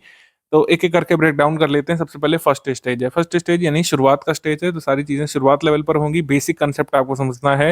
हिस्ट्री की बुक्स पढ़ रहे हैं, सारी डेट्स याद करने की जरूरत नहीं है, नोट्स लिखने की जरूरत नहीं है। बेसिक अवधारणाएं बनाइए कि हर चैप्टर में आपसे क्या कहने का प्रयास किया जा रहा है। जो पहला चैप्टर है, दूसरा चैप्टर है, कैसे क्रोनोलॉजी बना रहा है, डायनेस्टीज की क्रोनोलॉजी बना रहा है, धर्मों की क्रोनोलॉजी बना रहा है, और जिन जिन शासकों के बारे में जो बेसिक बातें बताई जा रही हैं वो किस वंश से हैं और किस फेज में आते हैं, और एक दूसरे के कंटेम्प्रेरी रूलर्स कौन कौन से, नई प्रथाएं शुरू करने वाले रूलर्स कौन कौन से हैं, नए वंश की स्थापना करने वाले रूलर्स कौन कौन से हैं, किसने किसको हराया, ये सब बेसिक बातें पढ़ना है। सारी चीज़ें याद करने की जरूरत नहीं है। ऐसे ही ज्योग्राफी में बेसिक डेफिनेशंस जो हैं, बहुत ही बेसिक डेफिनेशंस, लैंड की डेफिनेशन, ठीक है, टेरेस्ट्रियल एनवायरनमेंट की डेफिनेशंस एनवायरनमेंट में, ठीक है, फिजिकल एनवायरनमेंट की डेफिनेशंस हो गई, ह्यूमन ज्योग्राफी में बेसिक कॉन्सेप्ट पॉपुलेशन की थ्योरीज वगैरह हो गई, ये सब समझते हुए चलना है। लेटेस्ट रिपोर्ट जैसे पॉवर्टी वगैरह की है, कोई चिंता वाली बात नहीं है, सारी चीज़ें स्टडी फॉर सिविल सर्विसेज आपको प्रोवाइड कराएगा आगे। लेकिन अभी बेसिक कंसेप्ट जो है, जैसे पॉवर्टी है क्या एक्चुअली, कितने प्रकार की होती है, पॉवर्टी की डेफिनेशन क्या है, ठीक है, अर्बनाइजेशन की डेफिनेशन क्या है, ठीक है, अर्बनाइजेशन के कॉन्सेप्ट क्या क्या है, किसी सिटी को आप अर्बन कैसे मानेंगे, ठीक है, डेवलपमेंट पॉपुलेशन का कैसे कैसे होता है, ठीक है, ह्यूमन डेवलपमेंट इंडेक्स में कितने पैरामीटर्स होते हैं, बेसिक बेसिक बातें ये आपको पढ़ते हुए चलना है। पीवाईक्यू देखने की शुरुआत की जा सकती है बिल्कुल, लेकिन अभी एकदम से डे 1 से नहीं करिएगा, नहीं तो मैंने कई लोगों को देखा है शुरुआत पीवाईक्यू से करते हैं, महीने तक पीवाईक्यू में ही अटके चले जाते हैं, ऐसा नहीं करना है। पीवाईक्यू आप एडमिशन लेने के 10 से 15 दिवस बाद देखना शुरू कर सकते हैं, और शुरुआत में सेक्शन वाइज जो है देखने की कोशिश करिएगा, ईयर वाइज नहीं देखिएगा। मतलब एक एक पेपर देखने की अपेक्षा एक एक सेक्शन उठा करके देखिएगा। हिस्ट्री पढ़ रहे हैं, हिस्ट्री की पीवाईक्यू देखिए, ज्योग्राफी पढ़ रहे हैं, ज्योग्राफी की पीवाईक्यू देखिए, इकोनॉमी पढ़ रहे हैं, इकोनॉमी की पीवाईक्यू देखना शुरू कर सकते हैं। अपना रीडिंग स्किल सेट आपको मजबूत करना है, उसको अपग्रेड करना है। समस्या हो तुरंत डाउट क्लियरेंस में पूछिए। आपको एक एक चैप्टर को जल्दी जल्दी पढ़ना शुरू करना है। शुरुआत में देर हो सकती है, लेकिन इसमें स्पीड बढ़ानी पड़ेगी। रीडिंग स्किल और बाकी चीज़ों से संबंधित इस बार ऑडियो मैसेज और वीडियो मैसेज भी देना हम लोग शुरू करेंगे। ये हमारा नया इनिशिएटिव है। बेसिक बुक वाले फेज़ में कैसे पढ़ना है, कैसे रिटेन करना है, कैसे नोट्स लिए जा सकते हैं, इसके वीडियो भी आपको लगातार मिलते रहेंगे आपके पेड ग्रुप में। सेकंड स्टेज ऑफ प्रिपरेशन पे आ जाते हैं, जिसमें इंटरमीडिएट लेवल की आपको तैयारी करनी है, मध्य लेवल की। इसका मतलब ये है कि जितना हमने प्री वाला बताया, फर्स्ट स्टेज वाला, ये आपका कंप्लीट हो चुका हो। प्री वाला ये कंप्लीट करने के बाद आप उस स्टेज में आ चुके होंगे जिसमें फिर मेंस का स्टडी मटेरियल आप पढ़ना शुरू कर सकते हैं। GS1 से लेकर GS6 तक का जो भी स्टडी मटेरियल मेंस के काम का है, मेंस ग्रुप में एडमिशन लेकर के आप उसको पढ़ना शुरू कर सकते हैं। ठीक है, एसी की भी आधारभूत जानकारी इकट्ठा कर सकते हैं। GS5-6 का जो स्टडी मटेरियल है काफ़ी बड़ा है, उसको पढ़ना शुरू कर सकते हैं, जिससे एक बार प्रीलिम्स ओवर होने के बाद आपके पास सफिशिएंट चांस रहे मेंस लिखने का और मेंस में अच्छा परफॉर्म करने का भी। बेसिक बुक कंप्लीट होने के बाद जो आपके सेक्शनल टेस्ट शुरू हो जाएंगे और लगातार पेड क्विज आप लगाना शुरू कर सकते हैं। करंट अफेयर जो आपको मंथली मिलने लगेगा, मंथली वाला तैयार करते हुए चलिएगा। सेकंड स्टेज ऑफ प्रिपरेशन जो है, सबसे लंबा जो टाइम गैप है वो इसी में मिलेगा, शुरू के 35 से 55 दिवस के बाद और एग्जाम से करीब जो है 80 से 90 दिवस के पहले का जो फेज है, यानी अभी एडमिशन लेने से 50-55 दिवस के बाद का जो फेज है, एग्जाम से जस्ट 3 महीने पहले का, उसमें इंटरमीडिएट स्टेज है। तो ये काफी लंबा आपका फेज चलेगा, 4-5 महीने का। तो 4-5 महीने का गैप इतना सफिशिएंट है कि मेंस का पूरा स्टडी मटेरियल पढ़ा जा सकता है थॉरोली और पूरी अवधारणाएं मजबूत की जा सकती हैं, हिंदी और एसे तक की। ठीक है, हिंदी, एसे और GS1 से लेकर 6 तक का पूरा स्टडी मटेरियल आप पढ़ सकते हैं हमारे मेंस वाले ग्रुप में एडमिशन लेकर के। और जिन लोगों को लगता है कि वो पढ़ चुके हैं तब भी आपके पास टाइम बच रहा है, तो आप आंसर राइटिंग का भी कोर्स ले सकते हैं 1-2 महीने का, तो आंसर राइटिंग भी अपनी मजबूत कर सकते हैं। थर्ड और फाइनल स्टेज ऑफ प्रिपरेशन है आपका एंड गेम, प्रीलिम्स का एंड गेम, यानी प्रीलिम्स से जस्ट 70 से 90 दिवस का समय। प्रीलिम्स की एग्जाम डेट आ चुकी होगी, इंटरमीडिएट स्टेज के बाद हमें पता चल चुकी होगी, उसके बाद आपको टोटल प्रीलिम्स की प्रिपरेशन करनी पड़ेगी। प्रीलिम्स ओरिएंटेड स्टडी मटेरियल मिल चुका होगा आपको, जिसको हम लोग सिलेक्शन मटेरियल मानेंगे। स्टडी फॉर सिविल सर्विसेज का सारा प्रीलिम्स ओरिएंटेड मटेरियल आपको अपडेटेड मिल जाएगा 2025 के लिहाज से।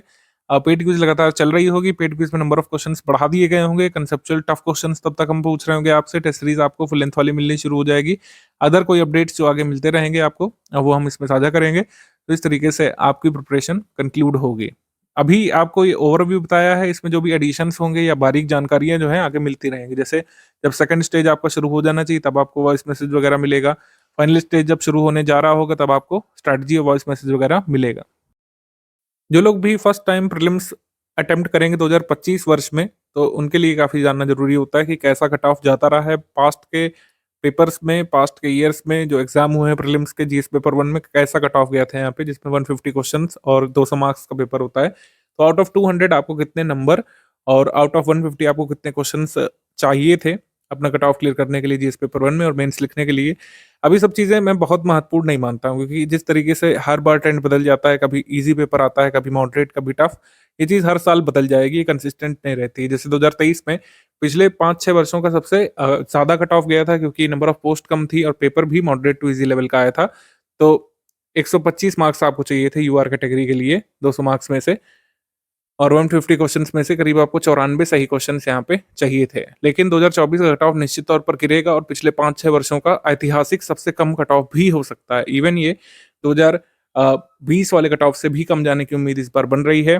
सो ये वेरी करता है, तो पेपर कैसा आया होगा जिस दिन आप अटेम्प्ट करेंगे उस पर डिपेंड करेगा कट ऑफ कितना होना चाहिए, कट ऑफ टारगेट कितना करना है। हमेशा ही जो है आपको 65 प्लस जो है टारगेट करना होगा, 65 प्लस परसेंटेज की अगर हम बात कर रहे हैं, यानी कि आपको कम से कम जो है 95-100 क्वेश्चन का टारगेट पढ़ते समय लेकर के चलना है। स्टडी फॉर सिविल सर्विस की टेस्ट सीरीज में आपको करीब 95-100 क्वेश्चन सही करने का टारगेट रखना है, यानी करीब जो है 2/3 पेपर को आपको डिस्ट्रॉय करने का टारगेट रखना है कि 100 क्वेश्चन हमारे हर हाल में सही निकले। प्रिपरेशन के दौरान आपका ये टारगेट रहेगा, बाकी कई सारी चीज़ें हम आगे आपको अपडेट करते रहेंगे। आगे कुछ पेपर्स होंगे आरओ वगैरह के, हो सकता है सेकंड स्टेज ऑफ प्रिपरेशन तक जब आप पहुंचे तब तक हमको कट ऑफ देखने को मिल जाए। 2024 का भी कैसा रहता है, कट ऑफ बहुत ही कम रहता है, तो उसके हिसाब से आगे आपको टारगेट बताया जाएगा। अभी पढ़ाई के समय आपको 95-100 क्वेश्चन सही करने का टारगेट रखना चाहिए। अभी फर्स्ट स्टेज ऑफ प्रिपरेशन में मायने नहीं रखता है कि किस सब्जेक्ट से कितने सवाल आते हैं, सारे सब्जेक्ट आपके लिए महत्वपूर्ण है, लेकिन जानकारी के लिए आपको बता दिया जाए, हिस्ट्री से इस साल 24 सवाल आए थे और 2023 में भी 26 सवाल मतलब इस बार भी 26 सवाल आए थे 2024 में, और पिछले साल भी 26 प्रश्न आए थे, 2022 में भी 24 प्रश्न आए थे। हिस्ट्री बहुत इंपॉर्टेंट पोर्शन होता है प्रीलिम्स का, मेंस में जबकि इसका वेटेज थोड़ा कम हो जाता है। जी इस पेपर वन में इंडियन इकोनॉमी से 15 प्रश्न इस बार आए थे, पिछली बार 11, उससे पिछली बार 4 ही आए थे। तो इंडियन इकोनॉमी अब बढ़ रहा है वेटेज धीरे-धीरे, 15 प्रश्न इसमें हो गए हैं। जनरल साइंस के 24 प्रश्न इस बार आए थे। इंडियन पॉलिटी के 22 प्रश्न आए थे। इंडियन ज्योग्राफी के 23 प्रश्न इस बार आए थे। पिछले 5 वर्षों में सबसे ज़्यादा, इसी को ट्रेंड बदलना बोलते हैं, जब पिछले 5-6 वर्षों का कुछ रिकॉर्ड टूटता है। जैसे कभी भी 22 से ज़्यादा प्रश्न नहीं आए इंडियन ज्योग्राफी, वर्ल्ड ज्योग्राफी मिलाकर के पिछले 5 वर्षों में, लेकिन 2024 में रिकॉर्ड टूटा, 23 प्रश्न ज्योग्राफी के आए। एनवायरमेंट इकोलॉजी से 6 प्रश्न आए। UP GK, UP current affair से सिर्फ 1 ही प्रश्न आया, पिछली बार 5, 6, 8 तो होते ही थे।